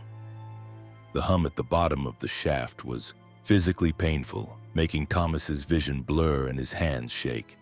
He almost turned back, but his professional instincts overrode his survival instincts. He needed to know what could produce such a pure, powerful tone. Thomas operated the airlock, and the lower hatch swung inward, revealing a horizontal tunnel extending beyond his flashlight's reach. The tunnel was clearly man-made, smooth concrete walls, LED strip lighting that activated when Thomas entered, ventilation ducts running along the ceiling. Someone had built this, had buried it beneath his property, and had gone to considerable expense to do so. The hum was everywhere, resonating through the concrete, making Thomas's bones ache. He followed the tunnel for approximately 200 feet, his audio equipment recording continuously. The tunnel ended at a door, industrial-grade steel with another airlock mechanism. Thomas opened it and stepped into a chamber that made him forget about the sound entirely. The chamber was vast, at least 100 feet in diameter, with a domed ceiling 40 feet overhead. The walls were lined with speakers, thousands of them arranged in geometric patterns, each one contributing to the overwhelming 17 Hz tone that filled the space. In the center of the chamber sat a structure that looked like a throne or control seat, surrounded by computer equipment and monitors that displayed waveforms and frequency analyses. But what captured Thomas's attention was what the speakers were aimed at: a hole in the floor approximately 10 feet in diameter, descending deeper than his flashlight could reveal. The hole wasn't drilled or excavated, it looked melted. The surrounding rock and concrete flowed outward in frozen waves like wax from a candle. And from that hole came a response to the speaker's hum. Another sound, matching the 17 hertz tone but phase shifted, creating a standing wave pattern that made the air in the chamber shimmer and distort. Thomas understood immediately. This wasn't a sound-generating facility, it was a sound-canceling one. The speakers were producing noise to match and neutralize a sound coming from below, from deep in the earth. Thomas approached the hole carefully, his professional curiosity overcoming his fear. He aimed his flashlight down and saw nothing but darkness. Absolute darkness that seemed to absorb light rather than reflect it. His audio equipment registered the sound from below at impossible levels, 140 decibels, 150 climbing higher. At that intensity, sound becomes a physical force capable of liquefying organs and shattering bones. But Thomas felt nothing except the steady 17 hertz hum, because the speakers were canceling it perfectly, creating a zone of destructive interference that protected the chamber and, by extension, the property above. He understood now what this installation was: a containment system using active noise cancellation on an industrial scale to suppress whatever was producing that subsonic roar from below. Thomas sat in the throne-like chair and examined the computer systems. The monitors showed real-time audio analysis, measuring both the sound from below and the cancellation tone being produced. The system was automated, continuously adjusting its output to perfectly match whatever came from the hole. But the strain on the system was enormous. The sound from below was increasing in intensity, had been increasing steadily for years according to the historical data Thomas found in the computer logs. He accessed the logs and found documentation dating back to 1967, when this facility had apparently been constructed. The initial sound level from below had been only 80 decibels. Over 52 years, it had increased to its current 163 decibels, climbing approximately 1.6 decibels per year. At that rate, the logs projected the system would fail to contain the sound by 2024, only 5 years away, when the intensity would exceed the speaker's maximum output capacity. Thomas found video files in the system and opened them. Grainy footage from the 1960s showed men in suits and military uniforms inspecting the chamber during its construction. A narrator's voice explained that the installation was a response to an unexpected discovery made during geological survey work in 1965. Drilling operations had broken through into a previously unknown cavity system and released acoustic phenomena requiring immediate containment. The video showed the original drilling site, the same hole that now occupied the center of the chamber, but smaller, before whatever was down there had expanded it. Men in protective equipment had lowered microphones into the hole and recorded sounds that the narrator described as biologically concerning and potentially threatening to population centers if allowed to propagate without interference. Thomas watched as the facility was built around the hole, as the speaker arrays were installed and calibrated, as the active cancellation system came online and silenced the roar from below. The final video, dated June 1968, showed a military officer speaking directly to the camera. This site is now classified and will remain under continuous monitoring. The property has been acquired under eminent domain protocols and will be maintained as a federal research station. Unauthorized access is prohibited by executive order. But Thomas's property wasn't a federal research station. It was a privately owned home that he'd purchased from an elderly widow whose husband had died in 2018. Something had changed. Some transition had occurred where this classified facility had been abandoned or forgotten, leaving the automated systems running unsupervised. Thomas spent hours in the chamber documenting everything with his recording equipment. He recorded the sound from below, the uncancelled version, by temporarily disabling one speaker array. The result was horrifying even at 17 hertz, a roar that made him think of organic sounds, of something breathing or digesting or growing. When he analyzed the recording later, he found patterns buried in the noise, repetitions, rhythms, structures that suggested the sound wasn't random but organized, almost like language operating at frequencies designed for beings much larger than humans. He explored the edges of the hole, finding that it had indeed expanded significantly since 1967. The melted rock showed continuing degradation, as if whatever was down there was slowly eating upward through the earth, dissolving stone with sound or heat or something else.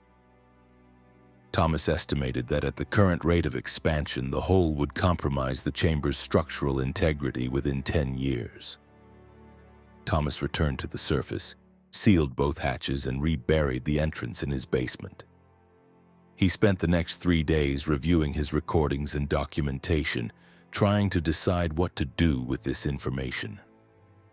He had evidence of a massive classified facility beneath his property, proof of a government cover-up, documentation of something in the deep earth that produced sounds no natural phenomenon could explain. He attempted to contact military authorities, but his calls went nowhere. He tried to reach the Department of Energy, the Geological Survey, even his local congressional representative. No one would acknowledge the facility's existence.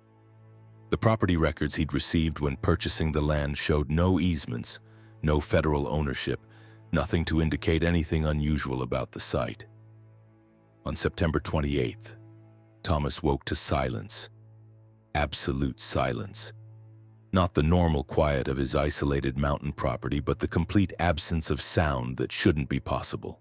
No wind, no trees moving, no distant birds or insects. He went to his studio and checked his monitoring equipment, fearing his hearing had been damaged by his exposure to the infrasound. His equipment confirmed what his ears were telling him. Zero sound. Completely flat on the spectrum analyzer. Not even the background hiss of the universe, the quantum foam of thermal noise that exists everywhere. Thomas was experiencing acoustic impossibility, a zone of zero vibration, zero pressure variation, zero movement of air molecules. Then the sound started. Not the 17 hertz hum, but something much, much worse. It began at the lowest frequencies and swept upward, a rising tone that climbed through the subsonic range, through the threshold of human hearing, up through the entire audible spectrum. Thomas could feel it and hear it simultaneously, a scream that built in intensity until his windows shattered and his equipment exploded in showers of sparks. The chamber system had failed. Whatever was below had overwhelmed the speaker arrays, had pushed past the cancellation threshold, and was now free to propagate without interference. Thomas ran to his basement and pulled open the buried hatch. The sound coming from the shaft was apocalyptic, a roar that made the concrete walls crack and shed dust. He could hear it spreading, radiating out from his property. The sound of something massive and ancient announcing its presence to the surface world after being suppressed for decades. Thomas grabbed his car keys and fled, driving down the mountain as fast as his vehicle could manage.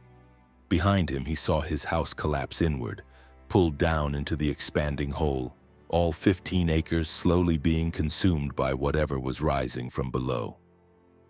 Thomas drove to Spruce Pine and found chaos. Every person in town was on the streets, hands over their ears, faces contorted in pain. Windows had shattered, car alarms screamed, dogs howled in agony. The sound was everywhere, unavoidable. A 17 hertz roar that had broken free of containment and was now propagating through the earth itself, using the planet as a resonance chamber. He kept driving, trying to outrun the affected zone, but the sound followed him. Through Asheville, into Tennessee, across state lines, everywhere he went, the roar was waiting or arriving shortly after. News reports started appearing, a mysterious sound phenomenon affecting the Appalachian region. Experts baffled, thousands reporting physical symptoms, seismographs detecting vibrations inconsistent with earthquakes. Thomas tried to warn anyone who would listen. He contacted news stations with his recording, shared his video footage online, attempted to explain what had been hidden beneath his property. But his evidence disappeared from the internet within hours. His emails bounced back. His phone calls were disconnected. Someone was actively suppressing the information, keeping the public from understanding what had happened. The sound continues. It's spread beyond the Appalachians now, detectable on seismographs worldwide, a 17 Hz tone that vibrates through the planet's crust like a transmission. Most people can't consciously hear it, but everyone feels it. A background anxiety, a sense of dread, an instinctive knowledge that something large is awakening beneath our feet. Thomas Beckett lives in a soundproofed apartment in Boston now, as far from the mountains as he could manage. But the sound has followed him, always present, always growing louder. His audio equipment registers it increasing at 2.3 decibels per year now, accelerating beyond the historical rate. He's created complex noise-canceling systems in his apartment, trying to recreate what the underground facility was doing. But his consumer-grade equipment is useless against the sheer power of what's coming from below. He's found others online, people who can hear it, who've noticed the 17 Hz hum growing stronger. And they've formed communities sharing theories about what's down there. Some think it's a geological phenomenon, magma movements or gas escaping from the mantle. Others believe it's biological, something alive in the deep earth that we've finally disturbed enough to provoke a response. A few think it's technological, an ancient machine or device left by a previous civilization, now activating after millennia of dormancy. Thomas doesn't know what it is, but he knows what it sounds like. Hunger. The sound has structure, has intention, has the qualities of communication. Something is down there, something vast enough that its voice makes the planet shake. The facility was built to keep it quiet, to suppress its call or its anger or its awakening. And now that the suppression has failed, it's making itself heard. Every night, Thomas listens to his recordings from the chamber, analyzing them with every tool in his professional arsenal. He's found mathematical patterns in the sound, sequences that repeat at intervals measured in years, messages encoded in amplitude variations too subtle for human perception, but clearly deliberate when visualized. He's calculated when the sound will reach the threshold where physical damage becomes unavoidable, where buildings collapse and human tissue can no longer withstand the vibration. His projections say 2032, give or take 2 years. After that, the surface world becomes uninhabitable, at least in any areas where the sound can propagate freely. Thomas has tried to warn authorities, has sent his data to every government agency and scientific institution he can reach. Some acknowledge his concerns. A few have even visited him, asked questions, taken copies of his recordings. But nothing changes. The sound continues to grow, and no one seems willing or able to recreate the containment system on a scale that could matter. Sometimes Thomas wonders if the failure was intentional, if someone decided that whatever is down there should be allowed to emerge. Or perhaps the system was meant to fail, was only ever a temporary measure, buying humanity a few decades to prepare for something inevitable. He's accepted that he'll likely die when the sound reaches critical intensity. There's no escape from a phenomenon that uses the planet itself as a transmission medium. But Thomas continues recording, continues analyzing, continues building a documentary record of Earth's final years of acoustic stability. Because when it's over, when the sound completes whatever it's trying to accomplish, survivors will need to understand what happened, need to know that humans tried to contain it, tried to keep the world quiet enough for civilization to exist. The sound from below is patient and eternal. It's been growing for 54 years since the drilling broke through, probably much longer before that, waiting in the darkness. Now it's free, rising in intensity year by year, a countdown measured in decibels toward the moment when everything that exists on the surface will vibrate apart under the weight of its voice. Thomas listens, records, and waits for the inevitable crescendo. The sound is coming. It's always been coming. And soon, very soon, we'll all hear what it has been trying to tell us from the depths beneath our feet. Story 7. The Photographer's Collection. Angela Winters had been documenting abandoned structures throughout Appalachia for 8 years when she received the email about the Ashford estate. The message came from a woman named Catherine Morrow, claiming to be the executor of a deceased photographer's estate in rural Virginia. Catherine had seen Angela's work online, her stark black and white photographs of forgotten mills, collapsed churches, and decaying homesteads, and thought Angela might be interested in the late photographer's collection. The photographer, Edward Ashford, had died in February 2022 at age 87. He'd lived alone in a renovated farmhouse near the Blue Ridge Mountains, spending his final decades photographing the landscape and architecture of the surrounding region.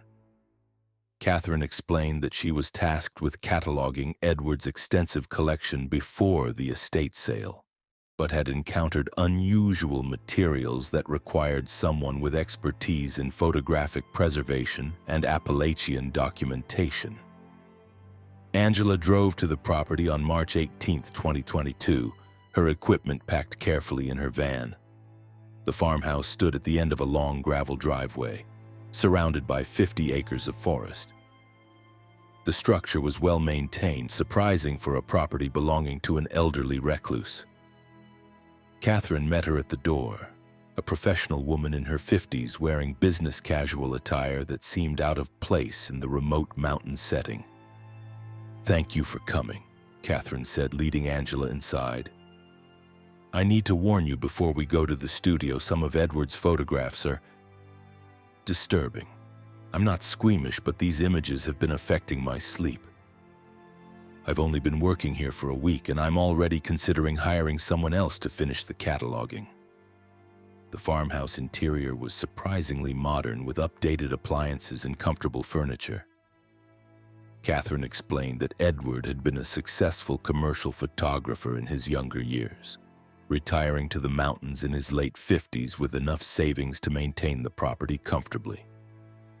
He'd lived alone since his wife's death in 2001, dedicating himself entirely to his photography project. They walked to a converted barn behind the main house, Edward's studio and darkroom. The building was climate-controlled and professionally equipped, with thousands of photographs stored in archival boxes and filing cabinets. Catherine led Angela to a specific section in the back corner marked with a label that read, "The collection. Do not catalog without supervision." "These are the ones that concern me," Catherine said, opening the first box. The photographs inside were stunning from a technical perspective. Edward had been a master of his craft. Perfect exposure, remarkable composition, exquisite detail captured on large format film. The subjects were people, individuals and families photographed in front of various Appalachian locations.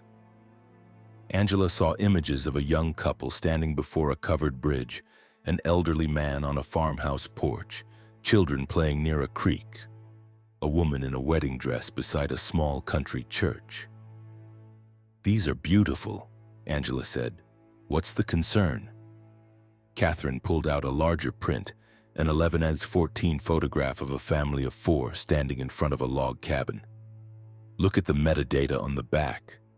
Angela turned the photograph over and saw Edward's neat handwriting. "Mitchell family. Photo taken August 14, 1983. Location, Harpers Creek Road, approximately 2.3 miles from Route 221. Note: subjects did not acknowledge my presence. Appeared as documented until photograph developed." "I don't understand," Angela said. What does appeared as documented until photographed developed mean? Catherine pulled out another box, this one containing Edward's journals. He kept detailed notes about every photograph in the collection. According to his writings, he encountered these people during his drives through the mountains. He'd see them by the roadside in front of buildings going about daily activities. He'd photograph them from his vehicle or from a distance, but when he tried to approach them or speak to them, they would vanish. And when he developed the photographs, he'd discover details that weren't visible when he took the pictures. Angela examined more photographs from the collection. Each showed similar subjects, people in various time periods based on their clothing, captured in seemingly normal situations. But as Catherine pointed out anomalies in the images, Angela began to understand Catherine's distress. In a photograph of a man standing beside a pickup truck, the ground beneath his feet showed no shadow despite clear shadows from the truck and surrounding trees. In an image of children playing, their ball hung frozen mid-air in a way that suggested the exposure time should have blurred it. In a wedding photo, the bride's reflection in a nearby window showed her facing a different direction than her actual pose. The journals provided context. Edward had discovered these subjects accidentally during his landscape photography trips. He'd see someone that looked interesting, photograph them quickly, and only later realize they'd vanished without a trace. Intrigued, Edward had begun searching for similar subjects deliberately, driving back roads throughout Virginia, West Virginia, and North Carolina, looking for people who seemed slightly out of place in time or context. Over 40 years, he'd amassed nearly 2,000 photographs of these subjects. The collection represented Edward's obsessive documentation of what he'd come to believe were temporal echoes, impressions of people who'd existed in those locations at some point in time, visible briefly to certain observers under specific conditions. Edward theorized he had some sensitivity to these phenomena, an ability to perceive and photograph things that existed between moments caught in the seams of time. Angela spent hours reviewing the collection, her initial skepticism giving way to unease. The photographs were undeniably real, shot on film, developed through traditional chemical processes, showing details that would be impossible to fake without digital manipulation that didn't exist when most of these images were created. And Edward's documentation was meticulous, including dates, times, locations, and observations about each subject. Some photographs showed the same individuals at different ages, photographed years apart at identical locations. Edward had documented a woman named Sarah.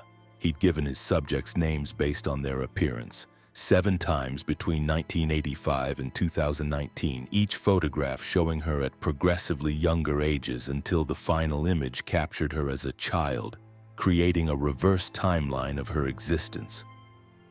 The really disturbing part, Catherine said, is in the final section of his journals. Edward started researching the people he photographed.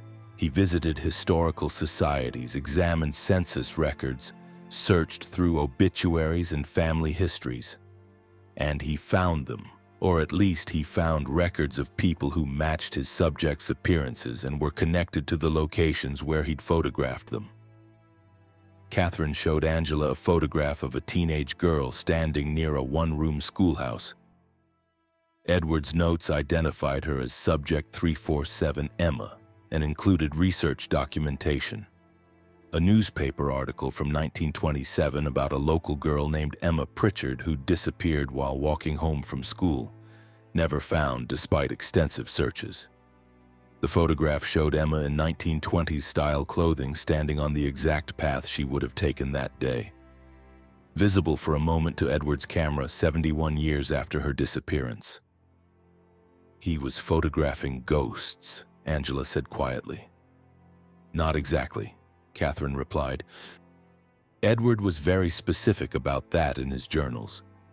He didn't believe these were spirits or ghosts in the traditional sense. He thought they were temporal phenomena, actual moments of time that had somehow become unstuck from the normal flow, visible occasionally to people who could perceive them. He was documenting events from the past that were still happening simultaneously in some quantum way he didn't fully understand. Angela continued reviewing the collection, finding patterns in Edward's documentation.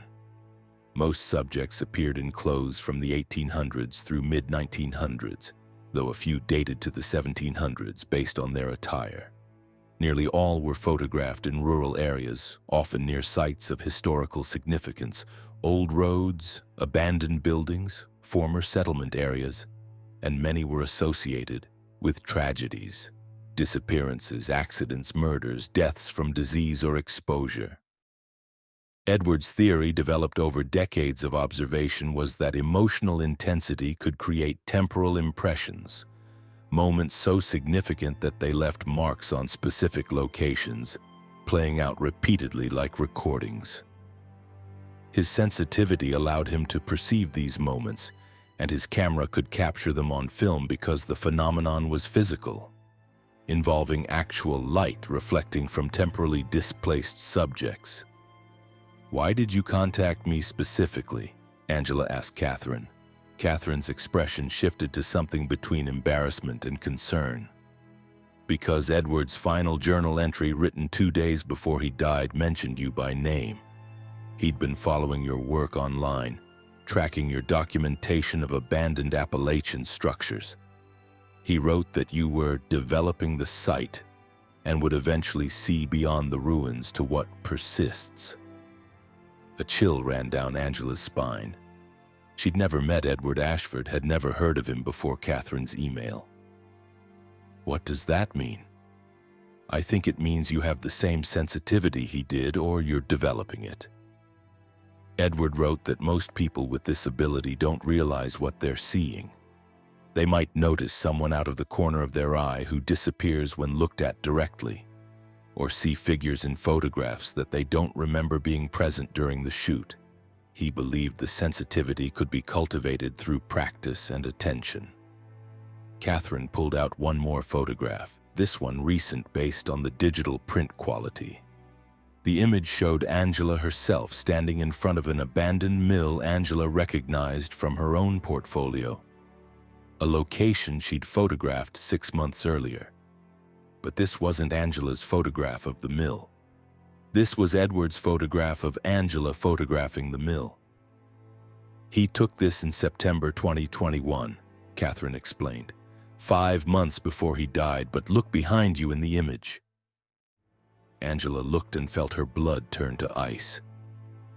Standing behind her in the photograph, barely visible in the mill's dark doorway, were 3 figures: a man, a woman, and a child, all dressed in clothing from the late 1800s. They were watching Angela with expressions of desperate hope, as if her presence meant something to them. "They're in all your recent photographs," Catherine said softly. "Edward documented it in his journals.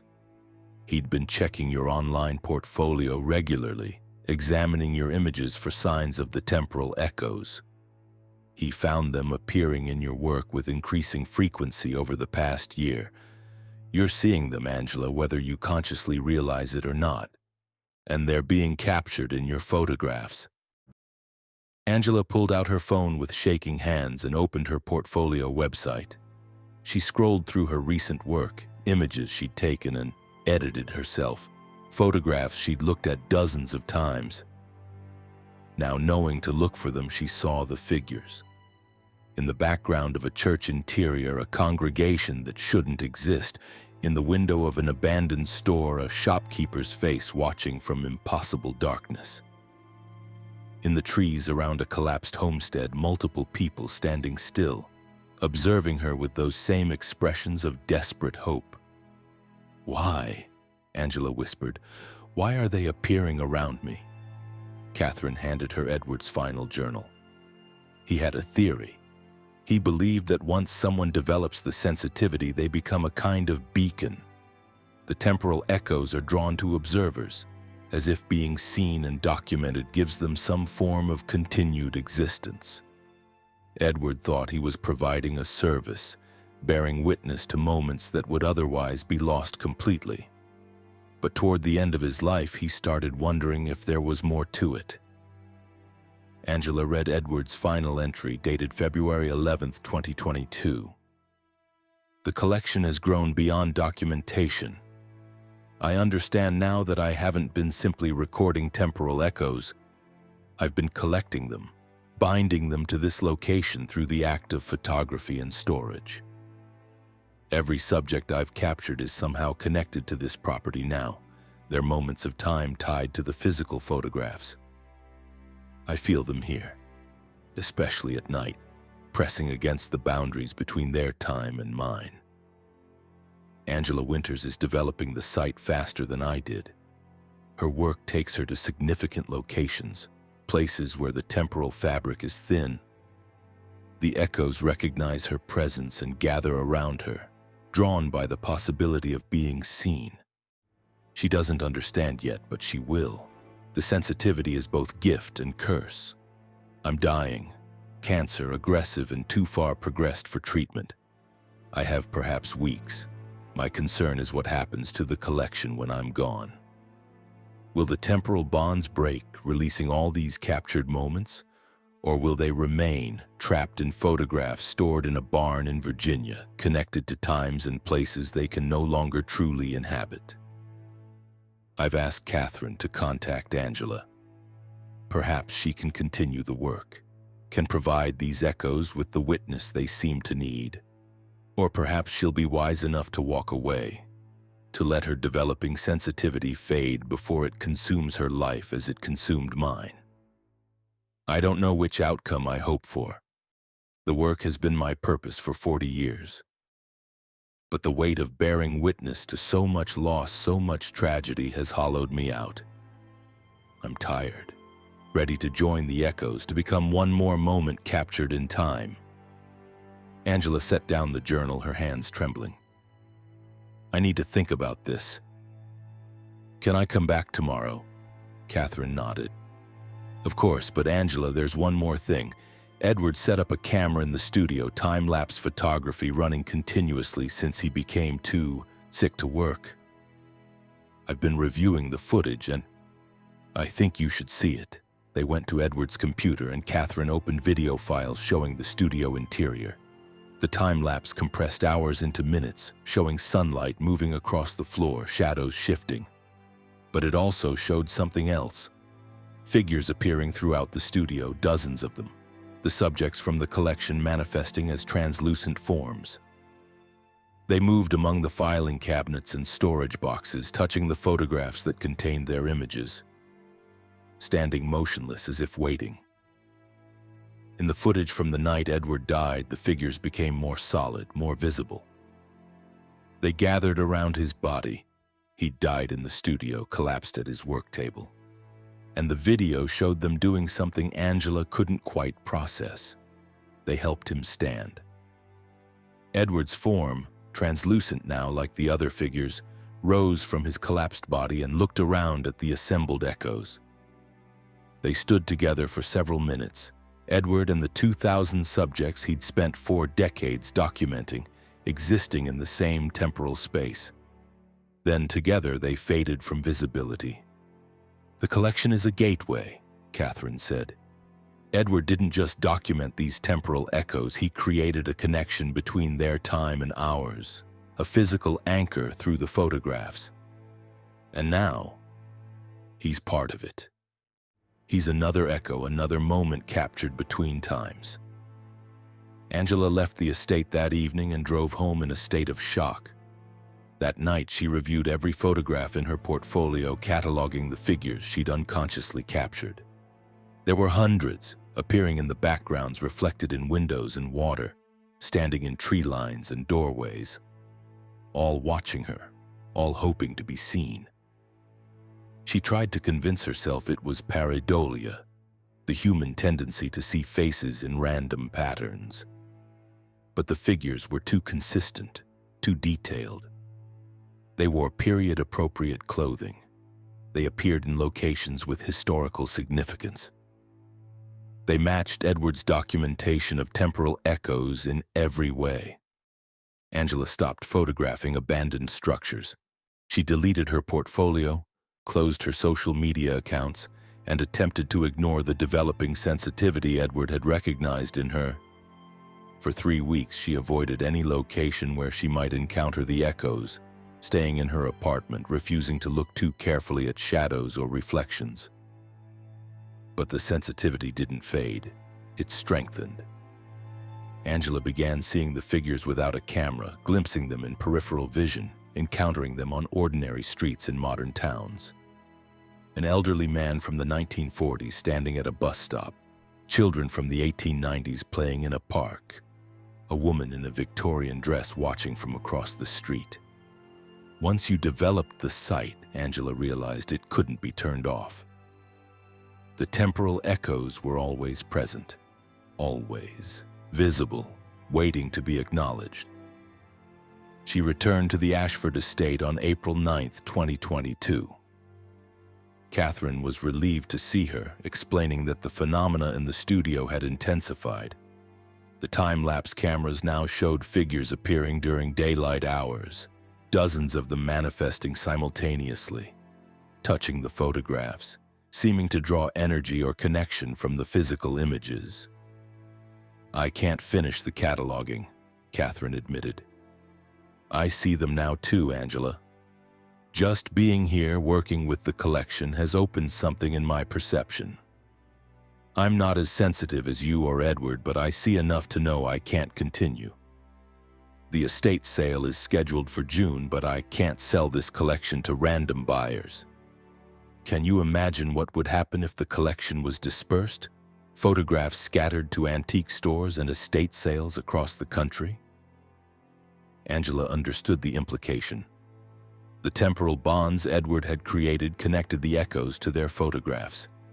If the collection was broken up and distributed, those connections would stretch across vast distances, potentially creating manifestations far from their original locations. 2,000 temporal echoes anchored to photographs in 2,000 different homes, interacting with people who had no understanding of what they'd purchased. "What do you want me to do?" Angela asked. "Take over the collection, continue Edward's work if you're willing. Or find another way to maintain the connection, keep the photographs together. I'm authorized by the estate to donate the entire collection to anyone qualified to preserve it. You're a professional photographer with expertise in Appalachian documentation. You're developing the sensitivity to perceive the subjects. Edward wanted you to have this." Angela spent 3 days at the estate, reviewing the collection in its entirety, reading every journal entry, examining every photograph. The work was simultaneously beautiful and horrifying. 40 years of documenting moments that should have faded into history but somehow persisted, caught between past and present.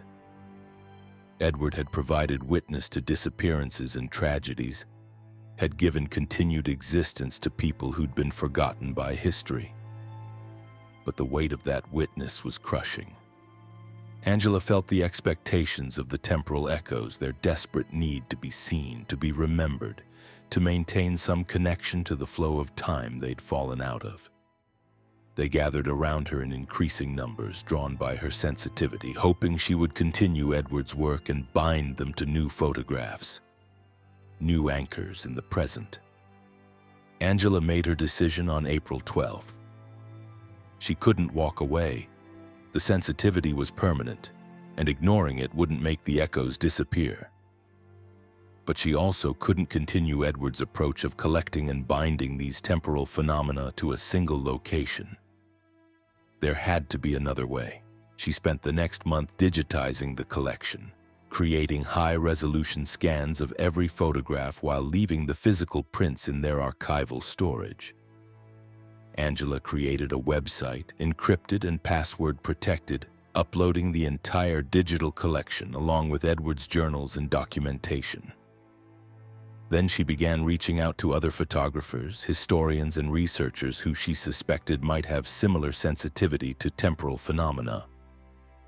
The responses came slowly, people admitting privately what they'd never discussed publicly. The figures they saw in old buildings, the faces that appeared in their photographs, the sense of being watched by presences from other times.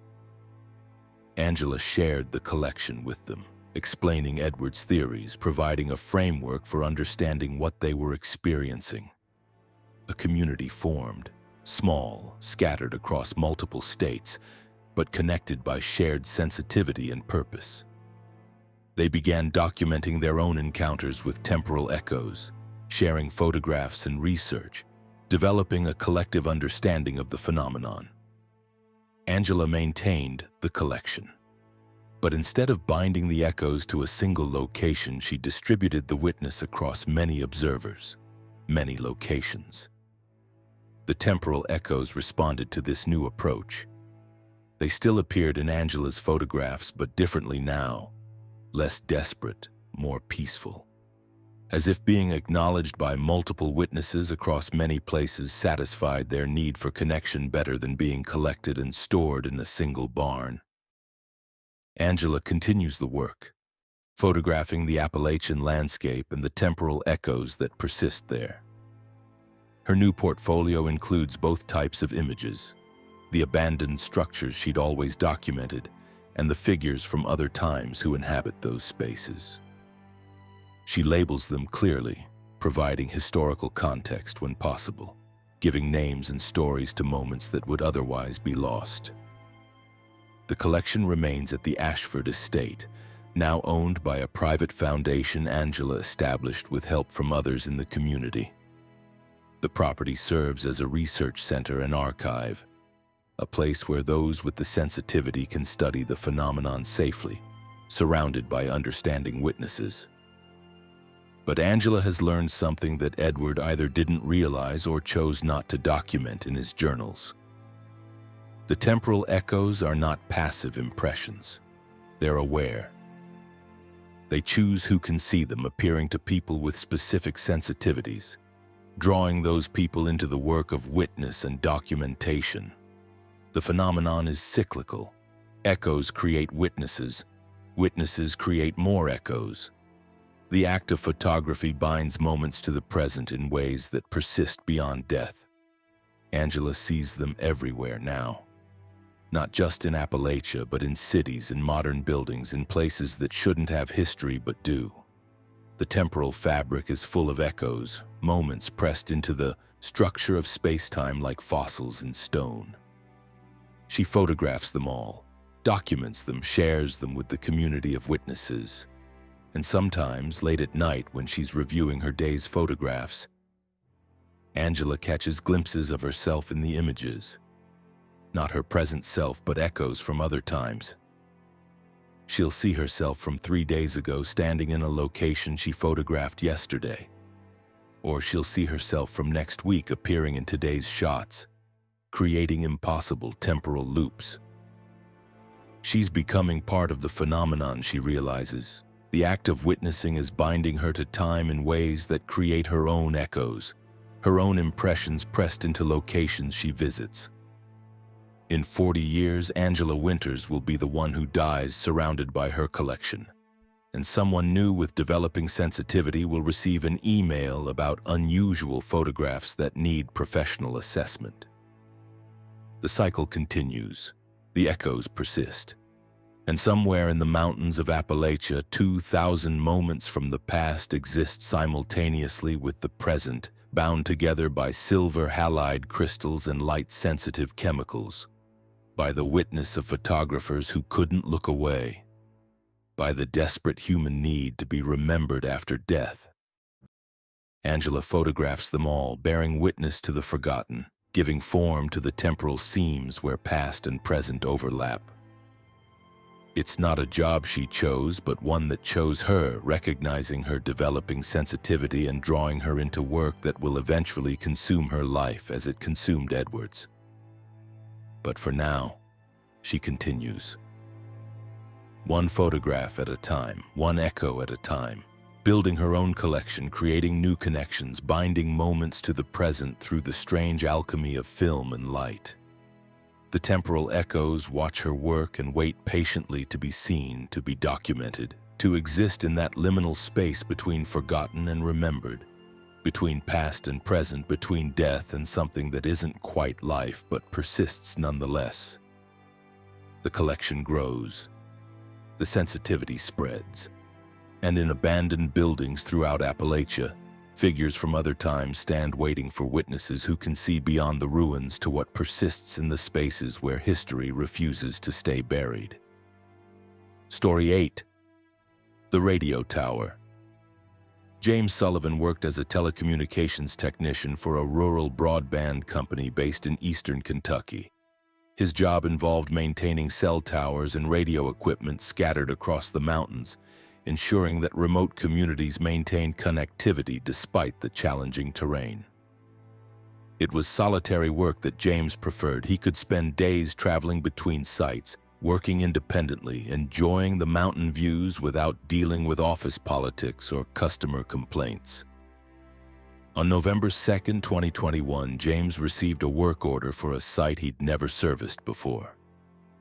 Tower KY-4447, located deep in the Daniel Boone National Forest near the Virginia border.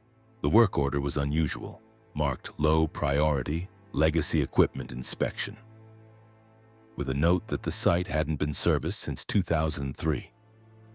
18 years of neglect was strange for active equipment, but the company database showed Tower KY-447 as operational and generating normal telemetry data. James loaded his truck with standard maintenance equipment and drove to the coordinates provided. The access road was barely passable, overgrown with vegetation and washed out in several places, confirming that no service vehicles had visited recently. After 3 miles of rough driving, James reached the tower site, a clearing on a mountain ridge containing a lattice tower approximately 200 feet tall, surrounded by a chain-link fence with warning signs about radio frequency exposure. The tower looked ancient by telecommunications standards. Instead of modern cell antennas and microwave dishes, it bristled with older equipment. Large panel antennas from the 1970s or 80s, thick coaxial cables running up the tower and deteriorating protective sheathing, and a small concrete equipment building at the base that showed significant weathering. The fence was rusted, the gate secured with a padlock so corroded that James had to cut it off with bolt cutters. According to his work order, James needed to inspect the equipment building, verify that legacy radio equipment was still functional, and document the site's condition for potential decommissioning. He unlocked the equipment building door and stepped inside, his flashlight cutting through musty darkness. The building interior was larger than he'd expected, extending back into the hillside like a bunker. James found himself in a room filled with radio equipment from multiple eras. Vacuum tube transmitters from the 1960s, solid-state equipment from the 70s and 80s, some modern digital gear that looked like it had been installed more recently and then abandoned. Everything was powered on, LEDs blinking, cooling fans running. Though James couldn't identify the power source, he'd seen no utility lines running to the site, and the backup generator outside was clearly non-functional. A logbook sat on a desk near the entrance, its pages yellowed and brittle. James opened it carefully and found entries dating back to 1957, when Tower KY-447 had apparently been constructed as part of a Cold War-era communications network. The early entries were routine maintenance notes, but as James flipped forward through the decades, the content became stranger. An entry from March 1979 read, "Receiving signals on unauthorized frequencies, source unknown.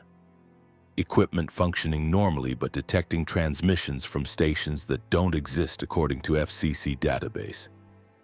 Recording samples for analysis." From September 1985, the voices have become more frequent. They're speaking English but using terms and references I don't understand. Mentioned internet and smartphones repeatedly. Possible interference from future-oriented radio drama or science fiction program, but signals are too strong and too consistent with our frequency allocations. From June 1997. I know this sounds insane, but the tower is receiving transmissions from the future. I've verified the signals against every possible source, military, commercial, amateur, foreign stations, and found no matches.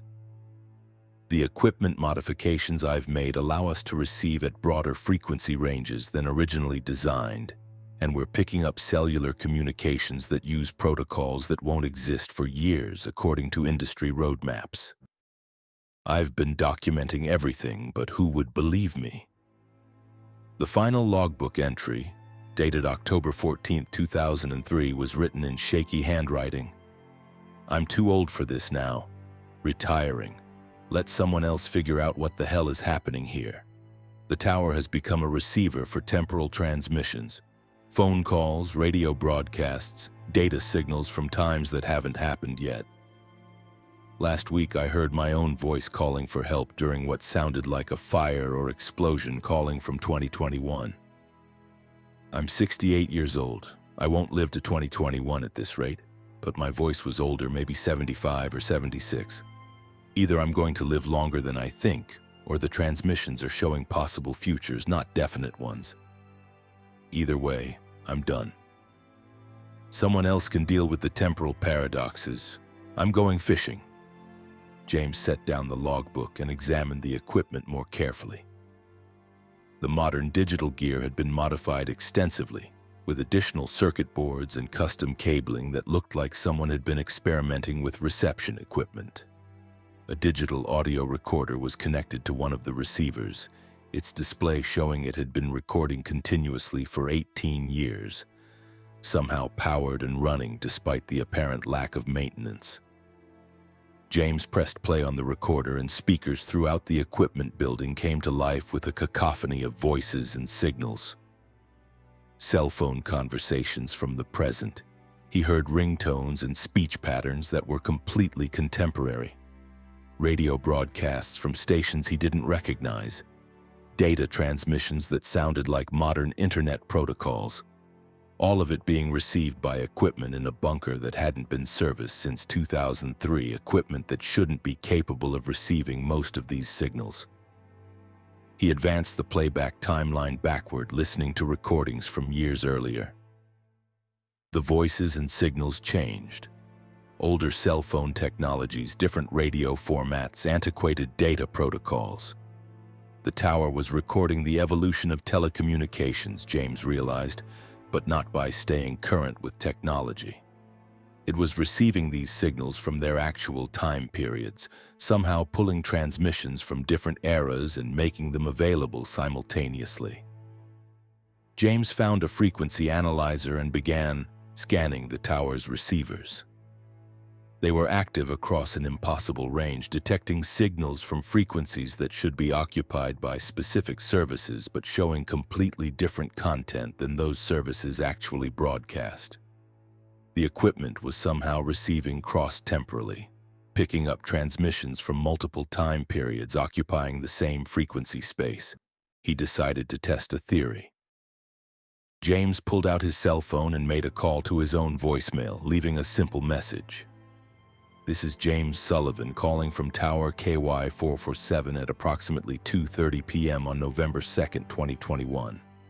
If anyone is listening from another time, please document the date and circumstances of this transmission."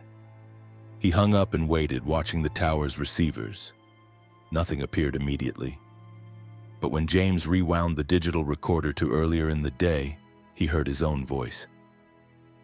"This is James Sullivan calling from Tower KY447 at approximately 2:30 p.m. on November 2nd, 2021.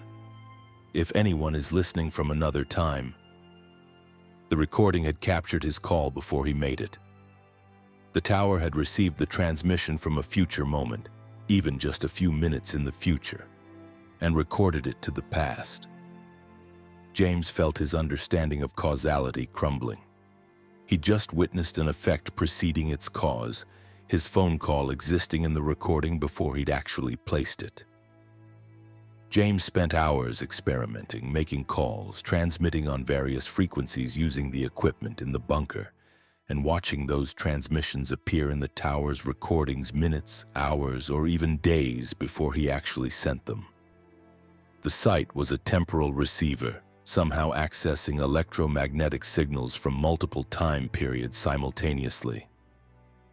But the most disturbing discovery came when James began listening to the tower's recordings from dates in the future.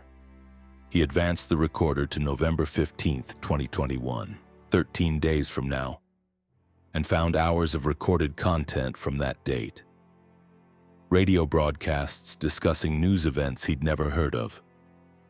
Cell phone conversations about situations that hadn't happened yet, and one recording that made his blood run cold. An emergency call from the tower site itself, someone screaming for help, saying that the tower is collapsing and we need rescue immediately. The voice was distorted, terrified, but recognizably his own. James fast-forwarded through the recording. The emergency call continued for several minutes, describing a structural failure, mentioning that he was trapped in the equipment building with the tower having fallen partially across the entrance, blocking his escape. He heard himself calling various emergency numbers, none of which seemed to connect, his voice becoming more desperate as smoke from what, began filling the building. The recording ended with his future self coughing, still trying to call for help, the audio degrading into static before cutting off completely. James stood in the equipment building, his hands shaking, listening to his own death from 13 days in the future. He had to get out, had to leave this site and never return. Whatever paradox or phenomenon this tower represented, James wanted no part of it. But as he turned to leave, he noticed something he'd missed earlier. Burn marks on the walls and ceiling. Old burn marks, soot-stained and weathered, but definitely present. The equipment building had been on fire at some point, though the damage wasn't severe enough to have destroyed the structure or equipment. James examined the burn patterns and realized they were recent, within the past few months based on the lack of weathering.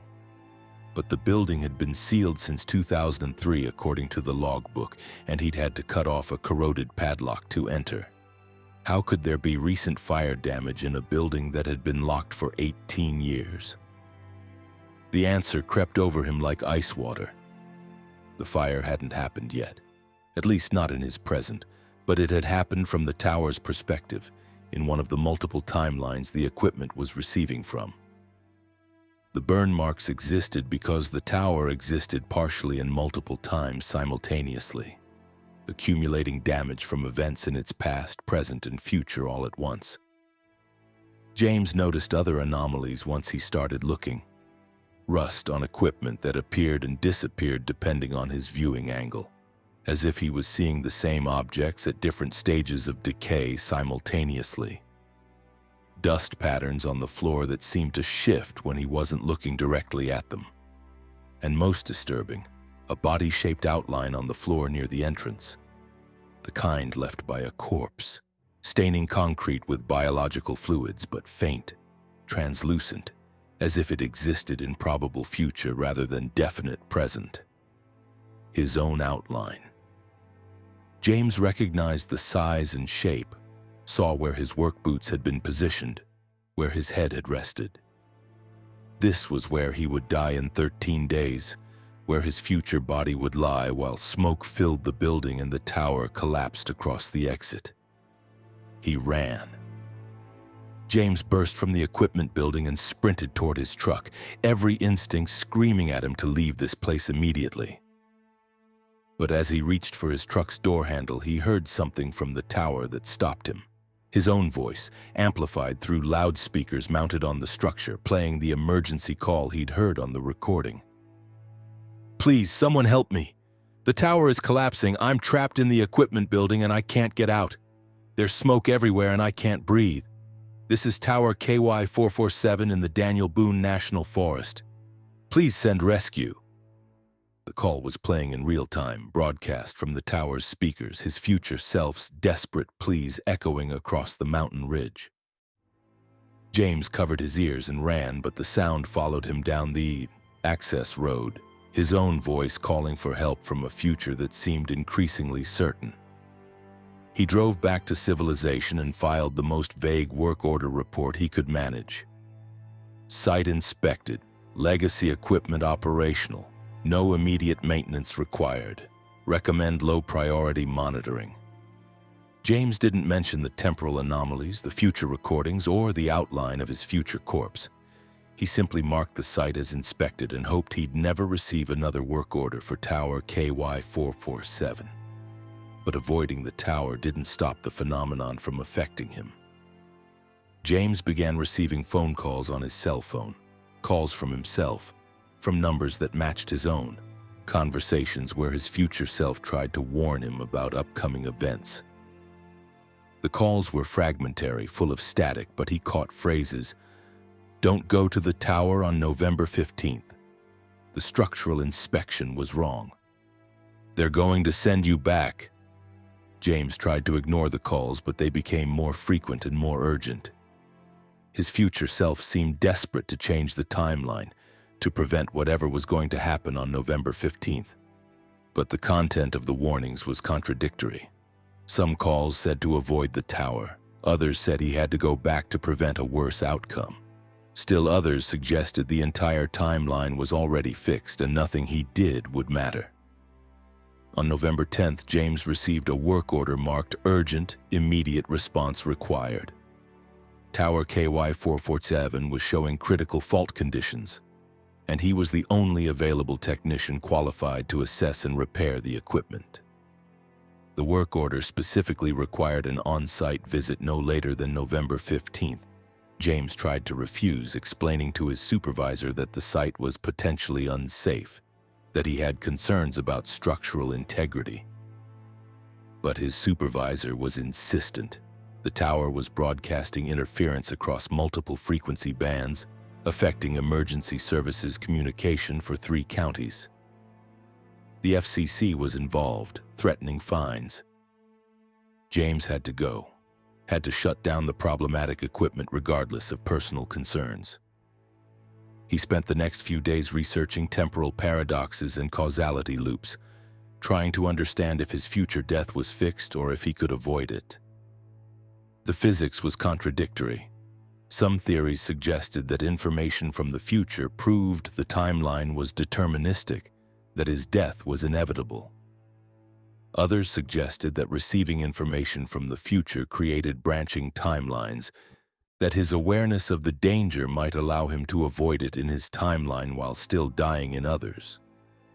James didn't know which interpretation was correct.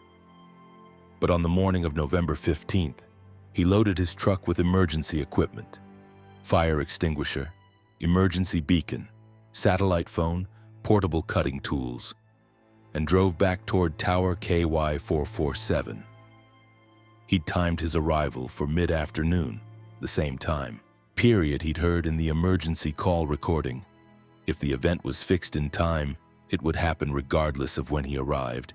If it was contingent on his actions, arriving prepared might allow him to change the outcome. The access road seemed longer this time, the forest pressing closer. James noticed damage to trees that hadn't been there during his first visit. Snapped branches, scorch marks on bark, evidence of a recent fire. But the leaves and ground cover showed no burning, as if the fire had affected only certain objects while leaving others untouched. Temporal fire, James realized. Events from the future leaving marks on the present. He reached the tower site at 2:17 p.m. The structure looked the same as before, but James noticed immediately that the tower was leaning. Not much, maybe 2 degrees off vertical, but definitely unstable in a way it hadn't been during his previous visit. Metal fatigue or foundation failure, possibly both. The tower was going to collapse probably soon. James approached cautiously, his emergency equipment ready. He entered the equipment building and found it full of smoke. Not fresh smoke from an active fire, but smoke that seemed to exist in layers. Some thick and choking, others transparent, as if he was seeing smoke from multiple fires happening at different times, all occupying the same space simultaneously. The radio equipment was screaming, every receiver active, thousands of transmissions playing simultaneously. James heard his own voice mixed into the chaos, fragments of the emergency call he would make. his future self calling for help that apparently would never arrive. Then he understood the trap. The tower wasn't going to collapse from structural failure. It was going to collapse from temporal stress, from existing in too many time periods simultaneously. Every signal it received, every transmission it pulled from past or future added weight to its existence. The structure was accumulating the mass of its operations across multiple timelines, becoming heavier and more unstable until the physical supports could no longer bear the temporal load. And James, being here, aware of the future collapse, receiving calls from his future self, had completed a causal loop that made the collapse certain. His presence was part of the weight, his awareness adding to the temporal mass. The more he tried to prevent the future he'd seen, the more certainly he brought that future into being. The tower groaned, a sound that came from metal stress but also from something deeper, something temporal. James felt the building shift under his feet and knew he had seconds to escape. He ran for the exit, but the door slammed shut, blown closed by wind that came from no specific direction, from all directions simultaneously, from times before and after this moment. James grabbed his cutting tools and began working on the door, but he could feel time becoming unstable around him. He saw his own actions from multiple perspectives. Himself cutting the door from outside looking in, himself trapped inside looking out, himself having already escaped, himself having never arrived. All the possibilities existing simultaneously, and he couldn't tell which one was real. The tower fell. James felt, saw, experienced it from multiple temporal positions, watching it collapse before it happened, experiencing the impact as it happened, remembering it after it happened. The lattice structure came down across the equipment building exactly as his future self had described, blocking the exit, trapping him inside. But James had one advantage his future self hadn't mentioned in the recordings. He'd arrived prepared. While his future self had apparently been caught off guard, James had emergency equipment. He activated his satellite emergency beacon, then used his portable plasma cutter to begin cutting through the metal tower debris blocking the door. The smoke intensified, and James realized the building actually was on fire now. Whether from electrical sparks, friction from the collapse, or temporal phenomena causing past fires to manifest in the present, he couldn't tell. He worked frantically, cutting through steel, knowing he had maybe minutes before the smoke overcame him. His cell phone rang. James answered while continuing to cut and heard his own voice. "James, this is you calling from 3 minutes in your future. Listen carefully. The tower is going to collapse again. It's not done falling. The temporal stress is continuing to build. When you get outside, run west, not toward your truck. There's going to be a secondary collapse that crushes the truck. Run west to the old logging road. I'm there now, waiting. I escaped. You can too." The call disconnected. James completed his cut and kicked the door open, stumbling out into failing daylight. Though it had been mid-afternoon moments before, and now the sun was setting as if hours had passed in minutes. He started toward his truck but heard the tower groaning again, metal screeching as the remaining structure continued to fail. James ran west, following his future self's instructions. Behind him, the tower's upper sections collapsed in a shower of metal and sparks, falling exactly where his truck was parked. He crashed through underbrush, searching for the logging road, his lungs burning from smoke inhalation and exertion. He found the road and collapsed, gasping. His satellite beacon was still active, transmitting his location to rescue services. Help would come, eventually. James lay there until his breathing stabilized, then sat up and looked back toward the tower site. The structure was gone, not collapsed. Gone, as if it had never existed. James could see the clearing where it had stood, but no tower, no debris, no equipment building. The site was empty, overgrown with vegetation that looked decades old. His cell phone rang again. James, this is you from 5 minutes in your future. Don't try to go back to the tower. It doesn't exist anymore, at least not in this timeline. We collapsed it by creating too many temporal interactions. The structure couldn't sustain simultaneous existence in that many time periods, so it folded back on itself and ceased to be.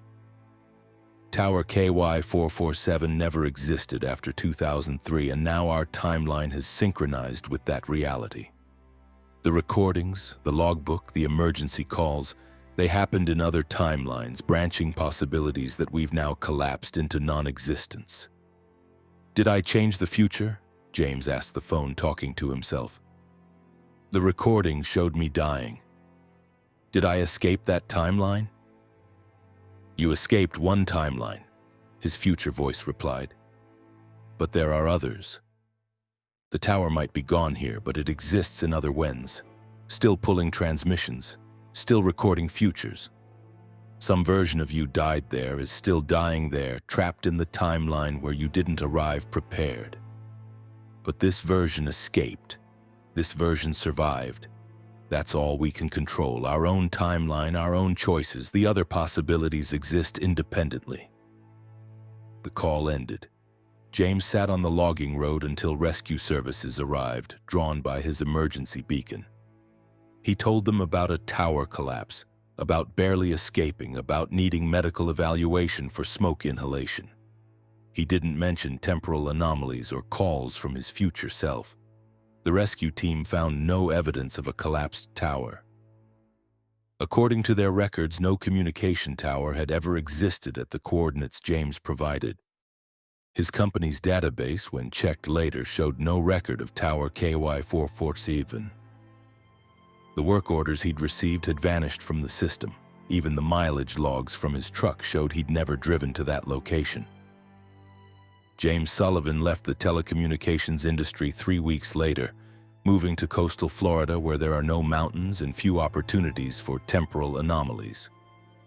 But his phone still receives calls from himself, from futures, from pasts, from timelines where he made different choices. He doesn't answer them anymore. Whatever Tower KY447 was, whatever purpose it served in pulling transmissions from multiple timelines, James wants no further involvement.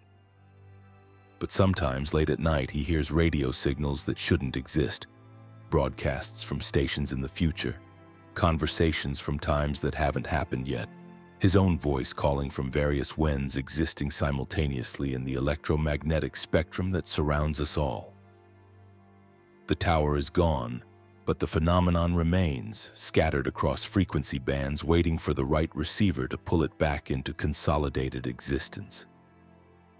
James keeps his phone charged, but usually turned off, limiting the tower's ability to reach him from other timelines, because he knows now that once you've been part of a temporal anomaly, once you've existed in multiple timelines simultaneously, you never fully return to linear time. Some part of James is still trapped in that equipment building, still calling for help, still dying in smoke and fire. That version will exist forever in its timeline, playing out its recorded fate while other versions escape or avoid the tower entirely. We are all existing in multiple timelines simultaneously, James understands now. We just usually can't perceive them. But Tower KY447 made those parallel existences visible, made them tangible through electromagnetic transmission. The tower is gone, collapsed back into the probability space it emerged from. But the calls continue, timelines intersecting through cellular networks, the future reaching back to warn the past calling forward for help that may or may not arrive. James's phone rings. He doesn't answer. Some warnings from the future are better left unheard. Story 9. The House That Remembers Faces. Patricia Donovan purchased the foreclosed property near Pikeville, Kentucky in August 2020, seeing it as an excellent investment opportunity. The housing market in Appalachia had been depressed for years, and Patricia specialized in buying distressed properties, renovating them, and flipping them for profit. She'd successfully completed 19 such projects across 3 states and was confident in her ability to evaluate properties accurately. The house was a 2-story Victorian-era structure that had been abandoned for approximately 5 years after the previous owner, an elderly woman named Constance Merrill, had died without heirs. The property had gone through probate, sat empty during legal proceedings, and eventually been foreclosed on for back taxes. Patricia bought it for $38,000, a fraction of its potential market value once renovated. Her initial inspection revealed typical issues for an abandoned house: water damage, deteriorating roof, outdated electrical systems, cosmetic decay. Nothing unusual, nothing that suggested the property would become the source of nightmares that would drive Patricia from the real estate business entirely. She began renovations on September 3, 2020, hiring a small crew to handle the major structural work while she personally managed the project. The first odd occurrence came when Patricia's lead contractor, a man named Robert Chen with 15 years of construction experience, refused to work in the upstairs bedrooms after the second day. "There's something wrong with those rooms," Robert explained, clearly uncomfortable. "I keep feeling like someone's watching me. And the wallpaper. I swear the patterns are moving like faces pushing through from behind. My crew won't go up there anymore. We'll finish the downstairs and the exterior, but you'll need a different team for the second floor." Patricia had dealt with superstitious contractors before and dismissed Robert's concerns as typical nervousness about old houses. She decided to handle the upstairs renovation herself, which would save money on labor costs anyway. Armed with scraping tools and chemical solvent, Patricia began removing the old wallpaper from the master bedroom. The wallpaper was thick, layered, showing evidence of multiple renovations over the decades. Patricia found 6 distinct layers as she scraped, each one featuring different patterns: florals, stripes, damask prints, styles representing different eras of interior design. But as she worked deeper toward the plaster wall, Patricia noticed something odd about the patterns. They contained faces. Not obvious, not clearly delineated, but suggested in the arrangement of flowers, implied in the intersections of stripes, hinted at in the geometric designs. Patricia would catch glimpses of expression in her peripheral vision: a mouth in the curve of a rose petal, eyes in the intersection of lines, a complete face formed by the clustering of decorative elements. When she looked directly at these apparent faces, they would resolve into normal pattern elements. Just flowers, just stripes, just geometric shapes. But in peripheral vision, the faces remained visible, watching her work, their expressions shifting from curious to concerned to something like warning.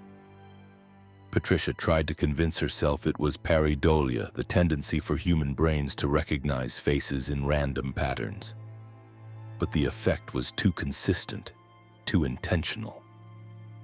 As she removed more wallpaper, exposing the bare plaster beneath, Patricia found the faces again, not printed on paper this time, but carved or molded into the plaster itself. Dozens of them covering the walls in overlapping relief, each face unique, each expression captured in remarkable detail. Someone had sculpted these faces into the wall, then covered them with layers of wallpaper. Patricia photographed them extensively, planning to research whether this might be some kind of folk art or historical decoration technique. The craftsmanship was extraordinary. Each face showed individual personality, captured emotional expression with subtle modeling of plaster forms. But the faces bothered Patricia in a way she couldn't articulate. There was something desperate about the expressions, something pleading. Many showed their mouths open as if speaking or crying out. Some reached forward from the wall plane, 3-dimensional enough that Patricia could see the modeling of cheeks and foreheads, eyes that seemed to follow her movement around the room. She decided to cover them rather than remove them, thinking they might have historical value that future owners would appreciate. Patricia applied primer directly over the plaster faces, preparing to hang new drywall that would seal them behind a modern surface. As she worked, Patricia felt increasingly uneasy, the sensation of being watched growing stronger. That night, sleeping in her camper trailer parked on the property, Patricia dreamed about the faces. They spoke to her in the dream, dozens of voices overlapping, all saying variations of the same thing. "Don't cover us again. Please don't cover us. We need to be seen. She trapped us here and we need to be seen." Patricia woke at 3:17 a.m. with the certainty that she needed to photograph the faces more thoroughly before covering them. She went back into the house with her camera and tripod, setting up lighting in the master bedroom to capture high-resolution images of the plaster sculptures. As she photographed, Patricia began to recognize some of the faces. One looked remarkably like her Aunt Margaret, who died in 2003. Another resembled her high school boyfriend Thomas, though the face showed him at an older age than Patricia had known him. A third face was her father's, captured in an expression of surprise or fear she'd never seen him wear in life. Patricia stepped back from the wall, her camera falling from numb fingers. This was impossible. These faces had been here for decades, sealed under multiple layers of wallpaper. But they showed people Patricia knew, people from her own life, rendered in plaster that had to predate her knowledge of them. She examined other faces more carefully and found more recognition. Her first boss from her retail job in college, her ex-husband Mark, her childhood neighbor Mrs. Henderson. All rendered in plaster on these walls, all showing expressions of distress or warning. Patricia fled the house and spent the rest of the night researching the property's history. She found records showing the Victorian had been built in 1887 by a merchant family, had changed hands several times through the early 1900s, and been purchased by Constance Merrill in 1952. Constance had lived there for 68 years, until her death at age 93 in 2020. Newspaper archives contained one interesting article from 1973, a profile of Constance describing her as a folk artist and memory keeper who had developed a unique technique for preserving faces of people she met. The article mentioned that Constance claimed to have a photographic memory for faces and had developed a process of rendering those memories in three-dimensional form using plaster and modeling techniques. The article included a photograph of Constance in her master bedroom surrounded by plaster face sculptures. Patricia recognized the room. Same layout, same windows, the same space where she'd found the hidden faces. Constance stood among her works with an expression of pride, explaining to the interviewer that she'd created hundreds of faces, preserving the memory of everyone significant I've encountered in my long life. But the article said Constance's sculptures were displayed throughout the house, visible and celebrated. When had they been covered with wallpaper? And why had Patricia found faces of people Constance couldn't possibly have met? People from Patricia's own life who post-dated Constance's death. Patricia returned to the house the next morning, determined to understand. She expanded her investigation to other rooms, removing wallpaper from the second bedroom and finding more faces. Again, she recognized some of them. Friends, acquaintances, people she'd done business with. All rendered in plaster, all showing expressions of concern or fear, all impossible because they were sealed behind wallpaper that predated Patricia's awareness of these individuals. In the second bedroom, Patricia found something else. Text carved into the plaster between faces, small letters that required close examination to read. The text was a warning, repeated in multiple locations. She steals faces, don't let her see you. Once she has your face, you're trapped here forever. Patricia's blood ran cold. She thought about the faces she'd seen, her aunt, her father, her ex-husband, friends and acquaintances. Were these just sculptures or were they something more? The warning suggested these weren't mere artistic representations but captured essences, people somehow trapped by Constance's process of preserving their faces. Patricia decided to investigate Constance's life more thoroughly. She visited the Pike County Historical Society and found more articles about the folk artist. Several people interviewed in the 1980s and 90s expressed discomfort about Constance's work, saying she would stare at people intently, studying their faces, and that after being captured by Constance's memory, they'd experience recurring nightmares of being trapped in walls, unable to move or speak, watching the world through eyes that couldn't close. One interview from 1989 was particularly disturbing. A man named David Pritchard claimed his wife Sarah had been taken by the wall after visiting Constance. Sarah had gone to deliver a casserole after Constance had surgery, and Constance had insisted on studying her face for my art. 3 days later, Sarah disappeared. David had reported her missing, but police found no evidence of foul play. Sarah's car was in their driveway, her purse and phone in the house, but Sarah herself had vanished without trace. David told the interviewer he'd seen Sarah's face in Constance's house, appearing in the wallpaper pattern of the dining room, and that Sarah's face had been moving, mouth opening and closing as if trying to speak. He'd accused Constance of witchcraft or some kind of supernatural abduction, but the authorities had dismissed his claims as grief-induced delusion. Patricia found 7 other similar stories in newspaper archives and online forums. People who'd visited Constance and subsequently disappeared, or reported nightmares of being trapped in walls, or claimed to see missing friends and family members' faces appearing in patterns throughout Constance's house. The implications were horrifying. Constance hadn't been creating sculptures. She'd been capturing people, somehow pulling them into the walls through her art process. The plaster faces weren't representations, they were the actual people trapped in the physical structure of the house, seeing and hearing but unable to move or communicate clearly. And somehow the house had continued Constance's work after her death. The faces Patricia recognized weren't people Constance had met. They were people Patricia had met. The house had trapped them during or after Patricia's purchase, pulling them in through some mechanism Patricia didn't understand. Patricia grabbed her phone and began making calls. Her Aunt Margaret, voicemail, no answer. Her ex-husband Mark, number disconnected. Her childhood neighbor Mrs. Henderson, an unfamiliar voice answered, claiming to be Mrs. Henderson's niece, explaining that her aunt had been missing for 2 months, vanished from her home without explanation. Patricia called everyone whose face she'd recognized in the plaster. Of 15 people, she could only reach 4. The rest were either unreachable or, according to friends and family, had disappeared recently under mysterious circumstances. Patricia understood now that the house was still active, still capturing faces, using her as a new conduit for its terrible process.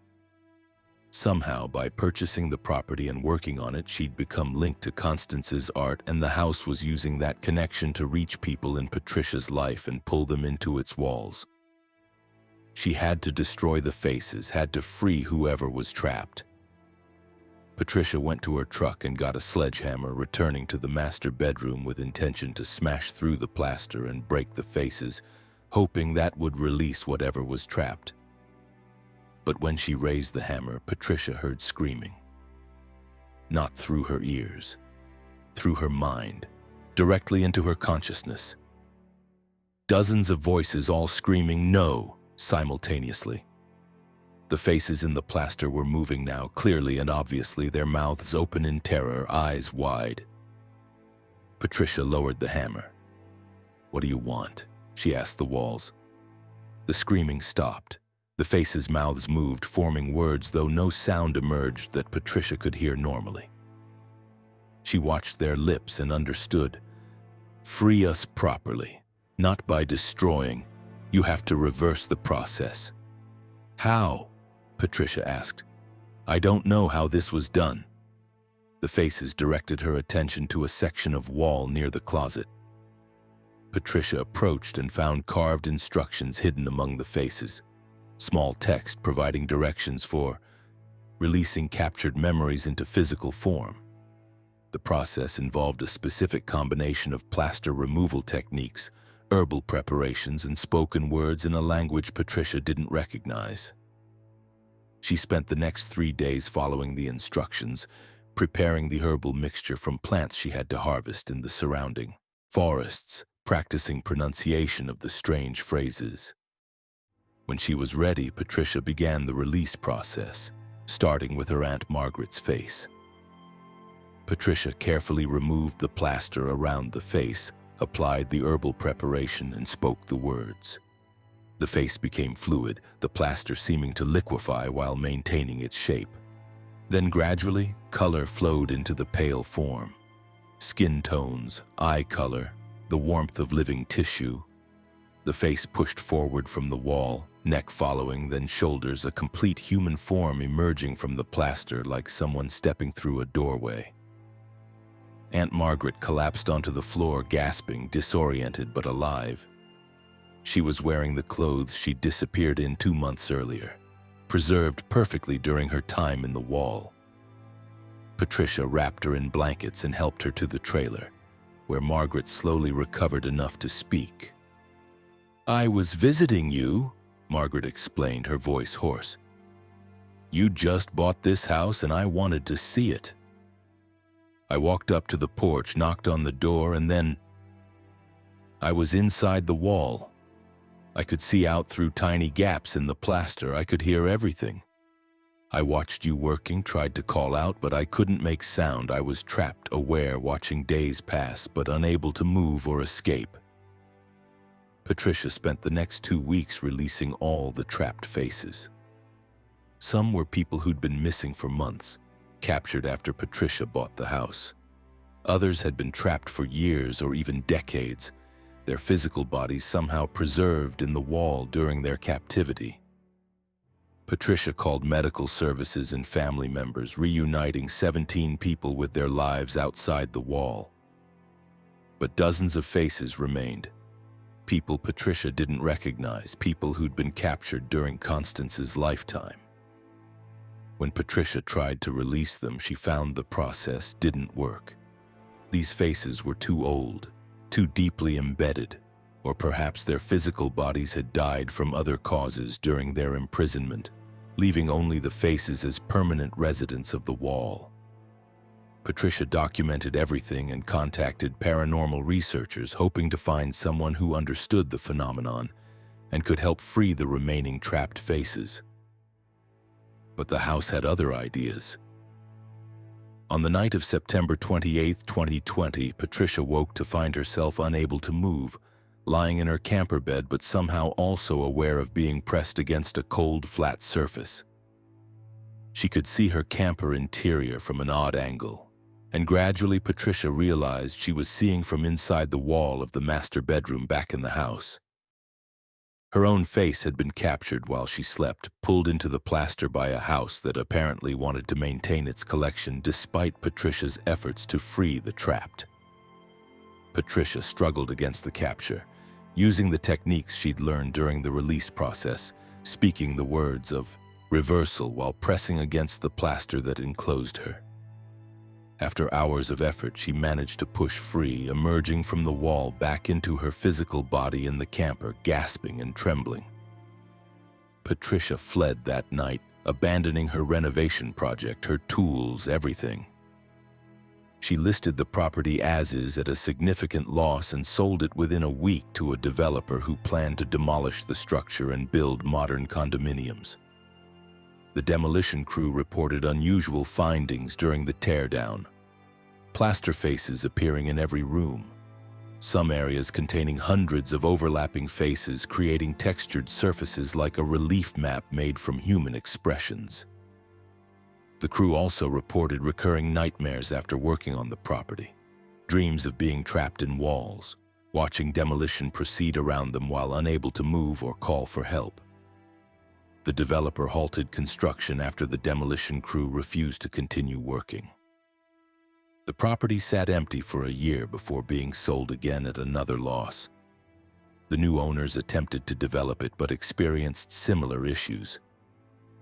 Workers reporting nightmares, some claiming to see faces in freshly poured concrete, others disappearing briefly before being found wandering in the woods with no memory of hours or days that had passed. The property remains undeveloped, the lot empty except for foundation remnants and piles of rubble. Local teenagers report seeing faces in the rubble at night, faces that move and mouth words silently. Several teenagers have gone missing temporarily, found later with stories of being inside the pile, trapped in concrete or brick, watching but unable to move. Patricia Donovan left the real estate business and now works as an accountant in Nashville, as far from Pikeville as she could manage while staying in the region. But she still has nightmares of being in the wall, of feeling plaster close around her face, of watching the world through tiny gaps while unable to call for help. And sometimes when she looks in mirrors, Patricia sees her reflection moving slightly out of sync with her actual motions, as if her reflection is operating on a delay or from a different timeline. She worries that part of her is still trapped in that wall, still pressed against cold plaster, still watching while her physical body continues life in the outside world. The house may be demolished, but the faces persist. They're in the rubble, in the soil, somehow embedded in the location itself. Constance's art didn't just trap people in walls, it trapped them in space, binding them to the coordinates where the house stood, making them permanent residents of a place that no longer exists as a structure but remains as a location, a spot on the map where reality is thin enough for faces to push through from wherever they're actually trapped. Patricia has researched extensively, trying to understand the phenomenon. She's found references to similar cases throughout Appalachian history. Artists who developed techniques for capturing essence, houses that trapped visitors, locations where people's faces appeared in stone or wood or soil. The phenomenon seems connected to the mountains themselves, to some property of the land that allows trapping and persistence of human consciousness in physical matter. She's considered returning to release the remaining faces, but Patricia knows that attempting it would put her at risk of being captured again, possibly permanently. The house took 17 faces from her life, used her connections to reach people she cared about. What would it take from her in revenge if she returned to free its permanent collection? So Patricia lives with the guilt, knowing that dozens of people remain trapped in plaster that's now broken rubble, scattered across a vacant lot in Kentucky. She's documented everything in case someone else with appropriate knowledge wants to attempt a rescue. But she won't go back herself, won't risk becoming another face in the collection, watching eternally from cold plaster, unable to move or speak or escape. The house remembers faces, and now some of those faces remember Patricia. They appear in her mirrors, in reflections in windows and water, mouthing messages she can't quite understand. Their expressions pleading for a freedom she doesn't know how to provide. She's tried covering all mirrors in her apartment, but the faces find other surfaces. Polished metal, phone screens, any reflective surface becomes a potential window for the trapped to reach through with their desperate, silent pleas. Patricia knows she'll probably have to return eventually. The faces are getting stronger, their ability to manifest in reflections increasing. One morning she might wake to find them all around her, pushing through from wherever they're trapped, demanding the release she denied them. Or worse, she might wake to find herself on the wrong side of the reflection, trapped with them, her own face added to the collection of the house that remembers everyone it has ever captured. Until then, Patricia avoids mirrors and reflective surfaces, doesn't look too carefully at patterns that might contain faces, and tries not to think about the dozens of people who remain trapped in rubble in Pikeville, watching through stone and concrete as the world continues without them, their faces forever preserved in Constance Merrill's terrible art. Story 10. The Mountain That Breathes Names. Robert Chen moved to the small Appalachian community of Grayson, Tennessee in January 2023 to take a position as the town's only doctor. Fresh from completing his residency in emergency medicine, Robert was drawn to rural practice by a combination of idealism and student loan forgiveness programs that incentivized physicians to serve underserved areas. Grayson, with a population of 347, definitely qualified as underserved. The town sat in a narrow valley between two ridges, accessible only by a single winding road that climbed through forests so dense that cell phone service was non-existent outside the town limits. Robert's clinic occupied a converted house on Main Street, and his living quarters were on the second floor, making his commute exactly one flight of stairs. The first few weeks were routine, treating respiratory infections, managing chronic conditions for elderly patients, dealing with the usual array of minor injuries and illnesses that constituted rural medicine. Robert found the work satisfying and the community welcoming, if somewhat reserved. People were polite but didn't immediately warm to outsiders, which he'd expected in a small Appalachian town. On February 14, 2023, Robert experienced the first unusual event. He was eating dinner in his apartment when he heard someone call his name from outside. "Robert." "Robert Chen." The voice was clear, calling from somewhere on the mountain behind the clinic. Robert went to his window and looked out, but saw nothing except forest. The voice called again, using his full name with perfect pronunciation, the tone urgent but not panicked. Robert went downstairs and stepped outside, but the calling had stopped. He asked a neighbor if she'd heard anyone calling for him, but she looked at him strangely and said the mountain was quiet that evening. The calling resumed 3 nights later. Robert woke at 2:30 a.m. to his name being repeated from the mountain, the same voice, the same urgency.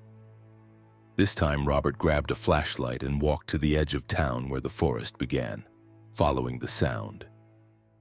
The voice seemed to come from perhaps 100 yards up the mountainside, but when Robert climbed toward it, the voice moved further away, always staying just beyond reach. Robert followed for 20 minutes before reason overtook curiosity. He was climbing through dark forest in the middle of the night, chasing a disembodied voice, behavior that seemed obviously foolish once he acknowledged it. Robert returned to his apartment and tried to ignore the continuing calls of his name echoing from the mountain. The next day, Robert asked his first patient about the phenomenon. The woman, elderly and suffering from arthritis, stiffened at his question. "The mountain calls sometimes," she said carefully. "Best not to answer. Best not to listen at all, really. Those it calls for usually don't have long." "What does that mean?" Robert pressed. "Is this some kind of local superstition?" The woman wouldn't elaborate, and Robert's subsequent patients were similarly evasive when he brought up the subject. Finally, the clinic's nurse, a woman named Mary who'd worked there for 30 years, pulled Robert aside after the last patient left. "Dr. Chen, you need to understand something about Grayson. The mountain behind the town, we call it Whispering Ridge, though that's not its official name. It has a condition, I guess you'd call it. It calls people by name, and those who hear their names are going to die soon, usually within a few months." Robert stared at her, trying to determine if she was serious. "That's impossible. Mountains don't predict deaths." "Not predict," Mary corrected. "Claim. The mountain is claiming people, calling them. Those who hear their names start having symptoms: weakness, confusion, memory problems. Eventually, they wander into the forest following the calling, and they don't come back. We find bodies sometimes, but not always. Sometimes people just disappear." Robert wanted to dismiss this as superstitious nonsense, but Mary's expression was completely serious. She believed what she was saying, and apparently the entire town shared this belief. Robert spent the evening researching Grayson's history and found disturbing patterns. The town had a death rate significantly higher than national averages, and an unusual number of deaths were classified as accidental exposure or missing presumed dead. Obituaries going back decades mentioned people answering the mountain's call or following the voice into the forest. It was discussed openly in local newspapers as a known phenomenon, treated as factually as weather or harvest reports. Robert found articles about residents moving away specifically to escape the calling, and others about people who'd tried to resist the calling but eventually succumbed. One article from 1987 detailed a geology study of Whispering Ridge. The researchers found unusual acoustic properties in the rock formations, natural resonance chambers that could amplify and focus sound in specific directions. The article suggested that wind moving through these chambers might create voice-like sounds that residents interpreted as supernatural calling. But that explanation didn't account for the voices calling specific names or for the correlation between hearing your name and subsequent death. Robert tried to apply rational analysis.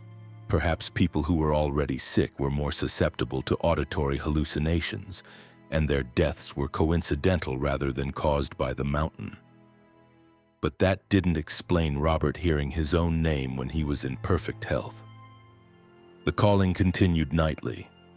Robert heard his name repeated from the mountain, always the same voice, always with that urgent tone. He started having trouble sleeping, the calling penetrating his dreams, pulling him toward wakefulness and toward the window, toward the forest, toward whatever was up there speaking his name. Robert began noticing other people in town who walked through the streets at odd hours, moving toward the forest with expressions of distraction or compulsion. Mary explained that these were people who'd been called and were in late stages, unable to resist anymore, being drawn to the mountain to join whatever was up there calling names. "Can anything stop it?" Robert asked. "Medicine, treatment, moving away." Mary shook her head. "Some people have tried leaving. The calling follows them or they feel compelled to return. One family moved to California in the 90s, but their son drove back to Grayson 6 months later and walked into the forest the same day he arrived. We found his car at the edge of town, but never found him." Robert decided to investigate Whispering Ridge directly. During daylight hours, armed with recording equipment and a rational determination to debunk the supernatural explanation, he hiked into the forest following the direction where he'd heard his name called. The mountain was steep, heavily forested with oak and pine, the undergrowth thick enough to make progress difficult. About a mile up the slope, Robert found a clearing with unusual rock formations, natural stone pillars that rose 20 or 30 feet high, arranged in what looked almost like a circle, though geology insisted they were random. The acoustic properties were immediately noticeable. Sounds echoed and amplified between the pillars, and Robert's footsteps created strange reverberations that took several seconds to fade. Robert tested the formations by speaking at various points around the circle. His voice bounced and repeated, creating natural echo effects that could indeed sound like multiple people talking. But when he said his own name, Robert Chen, the echo was different. It came back clearer than it should have, with emotional inflection that Robert hadn't put into his original statement. The echo sounded urgent, calling, exactly like the voice he'd been hearing from his apartment.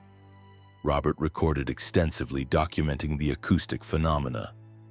But when he reviewed his recordings later, he found something disturbing.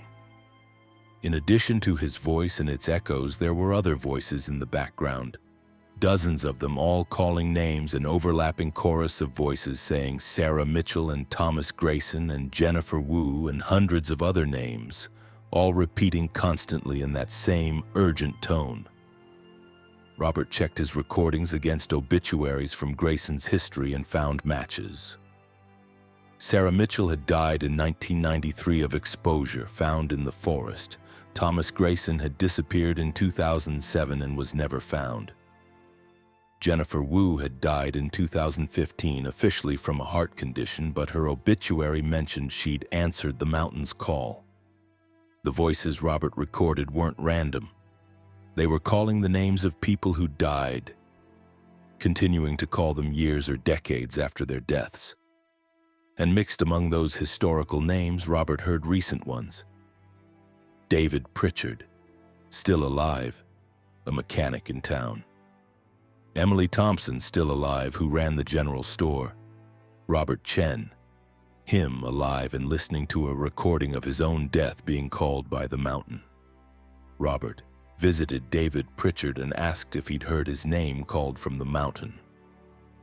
David, a man in his 50s who looked exhausted and unwell, admitted he'd been hearing it for 2 months. He was experiencing the symptoms Mary had described: weakness, confusion, memory problems. David knew what it meant and was preparing his affairs, arranging for his business to be sold, saying goodbye to friends and family. "Can't you fight it?" Robert asked. "Leave town? Seek medical treatment? Anything?" David smiled sadly. "I tried, doctor. Went to specialists in Knoxville, had every test done. Nothing wrong with me medically. This isn't a disease, it's the mountain. It's called me, and eventually I'll answer. Maybe tonight, maybe next month, but I'll answer. Everyone does." "Why?" Robert demanded. "What's actually up there? What happens to people who answer?" David shrugged. "Nobody who answers comes back to tell us, but my grandfather, before he answered his call, told me the mountain is hungry. Hungry for names, for identity, for the thing that makes each of us unique. It calls us by name because it's claiming that name, adding it to itself. The mountain remembers everyone who's lived here, Robert. Remembers them by consuming them." Robert returned to the stone pillars with climbing equipment, determination, and a foolish amount of courage fueled by medical training's bias toward rational explanations. If people were disappearing into the mountain, there had to be a physical location. A cave system, abandoned mines, some geological feature where the missing were going. He explored beyond the pillars and found what he was looking for. A fissure in the mountainside, partially hidden by vegetation opening into darkness. The calling was much louder here, hundreds of voices all speaking names simultaneously. The sound overwhelming. Robert tied off a safety line and entered the fissure. The passage descended steeply into the mountain, walls close enough that Robert had to turn sideways in places. The calling echoed from ahead, from below, drawing him deeper. After maybe 200 feet, the passage opened into a cavern that made Robert's flashlight beam seem pathetically inadequate. The cavern was vast, large enough that Robert couldn't see the far walls or ceiling. And the walls were covered in names. Carved names, scratched names, painted names, names written in what looked like charcoal or dried blood. Thousands upon thousands of names covering every surface, overlapping, layered decades deep. Some were fresh enough to still show tool marks. Others had weathered to near illegibility. Robert recognized names from the obituaries he'd researched. He found Sarah Mitchell, 1993, carved near the entrance. Further in, he saw Thomas Grayson, 2007, scratched into a lower section of wall. The names formed a chronological record of Grayson's dead, all the people who'd answered the mountain's call over more than a century. And in the center of the cavern, Robert saw them, the callers. Dozens of human forms, but wrong, their bodies merged with the stone walls and floor, partially absorbed into the rock as if they'd been pressed into wet concrete that hardened around them. They were still alive. Robert could see them breathing, could see their mouths moving as they called names into the darkness. Robert approached carefully and recognized some of the callers. David Pritchard was there, though Robert had spoken to him just hours earlier.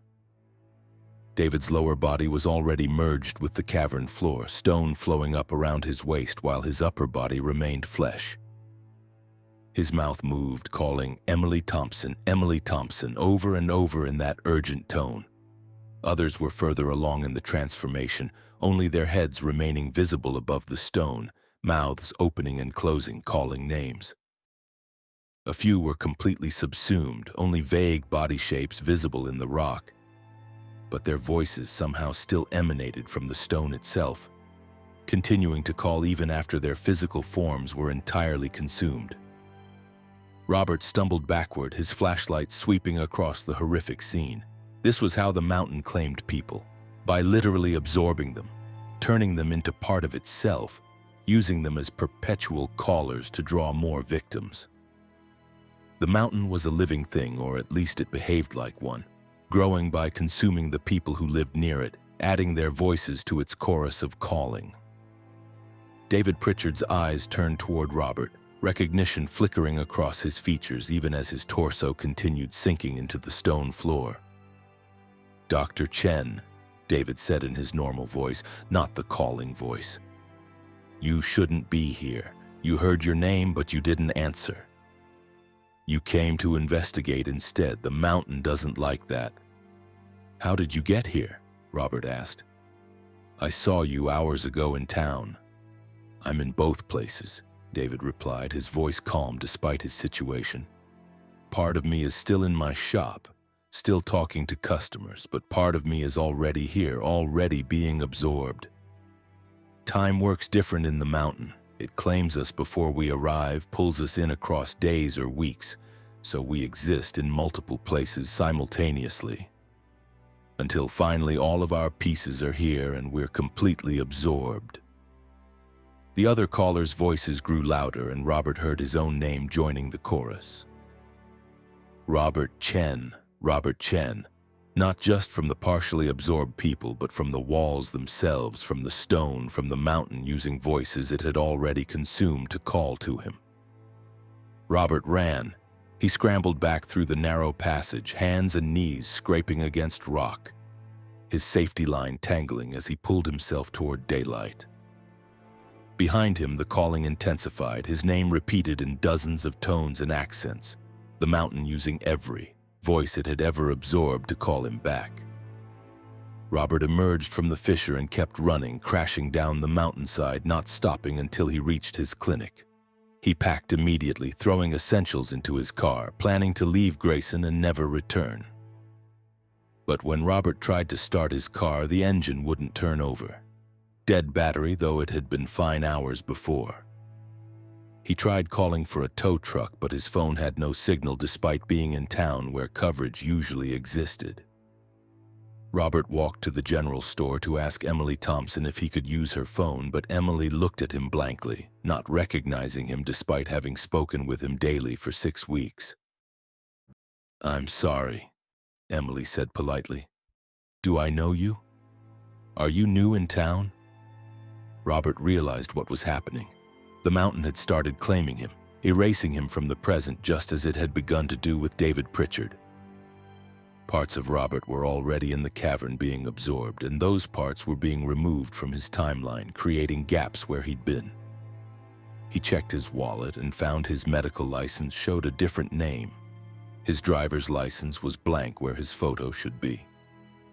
The mountain was consuming his identity, starting with his name and spreading outward to affect his physical presence in the world. Robert fled on foot, running down the road that led out of Grayson.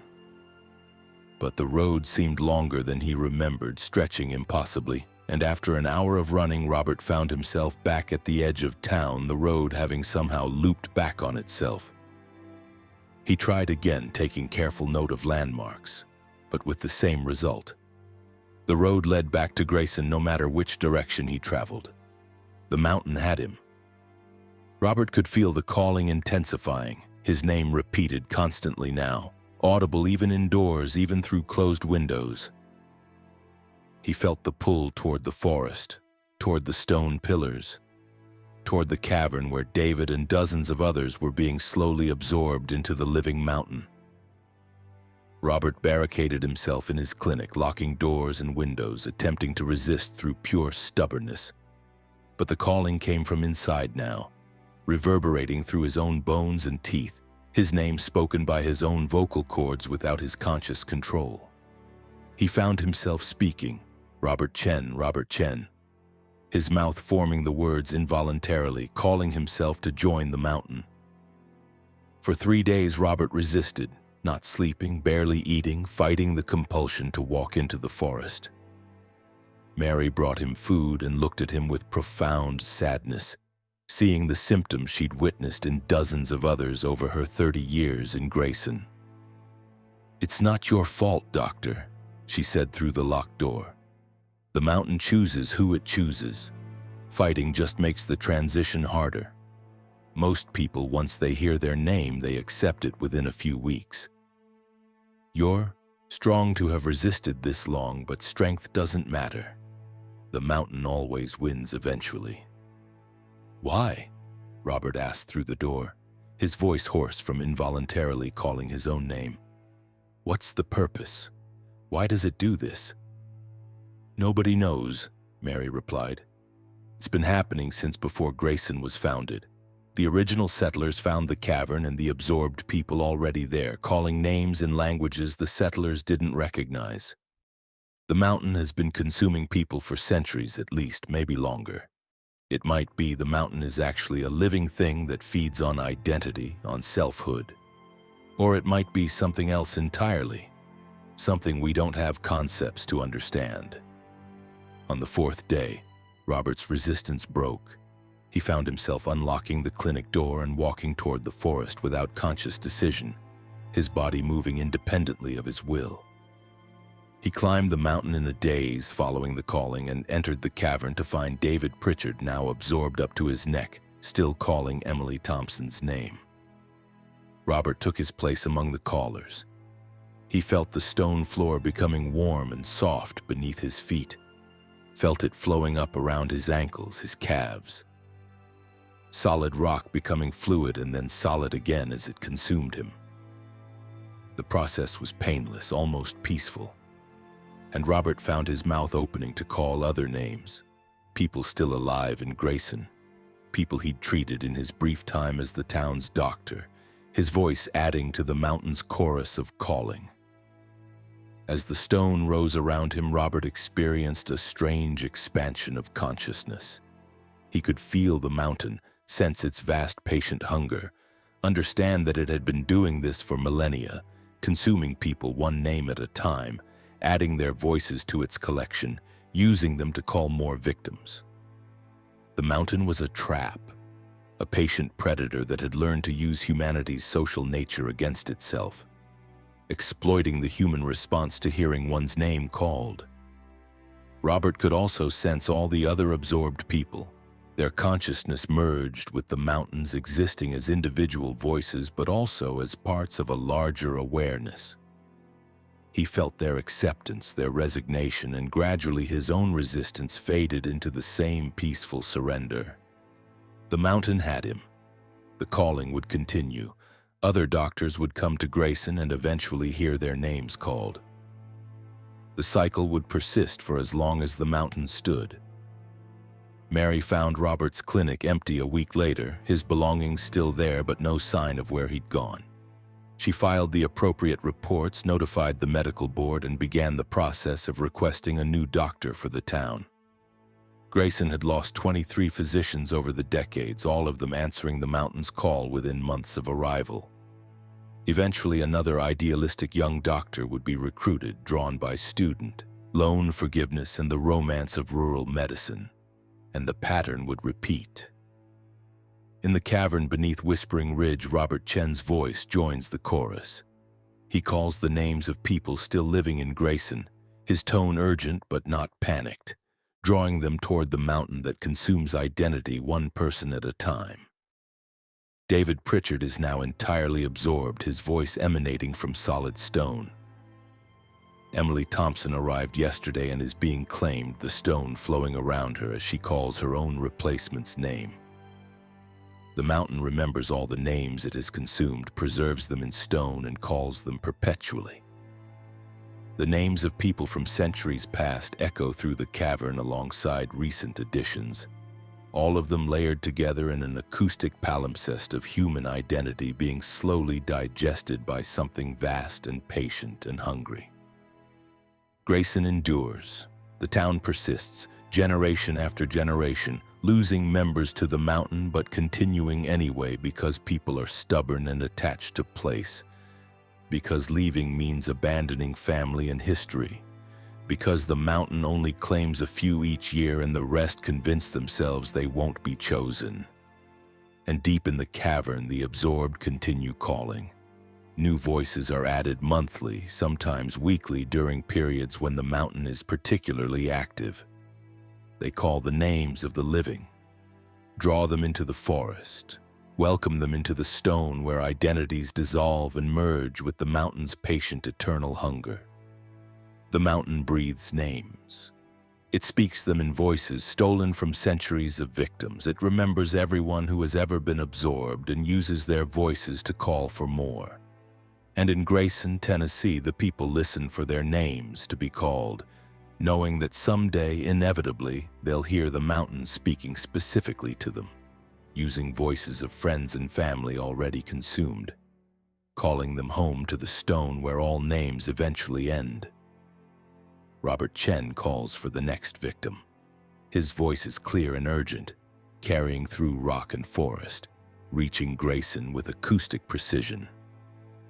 Somewhere in town, someone will hear their name and know their time is measured in weeks or months. They'll try to resist, try to flee, but the mountain is patient. The mountain always wins,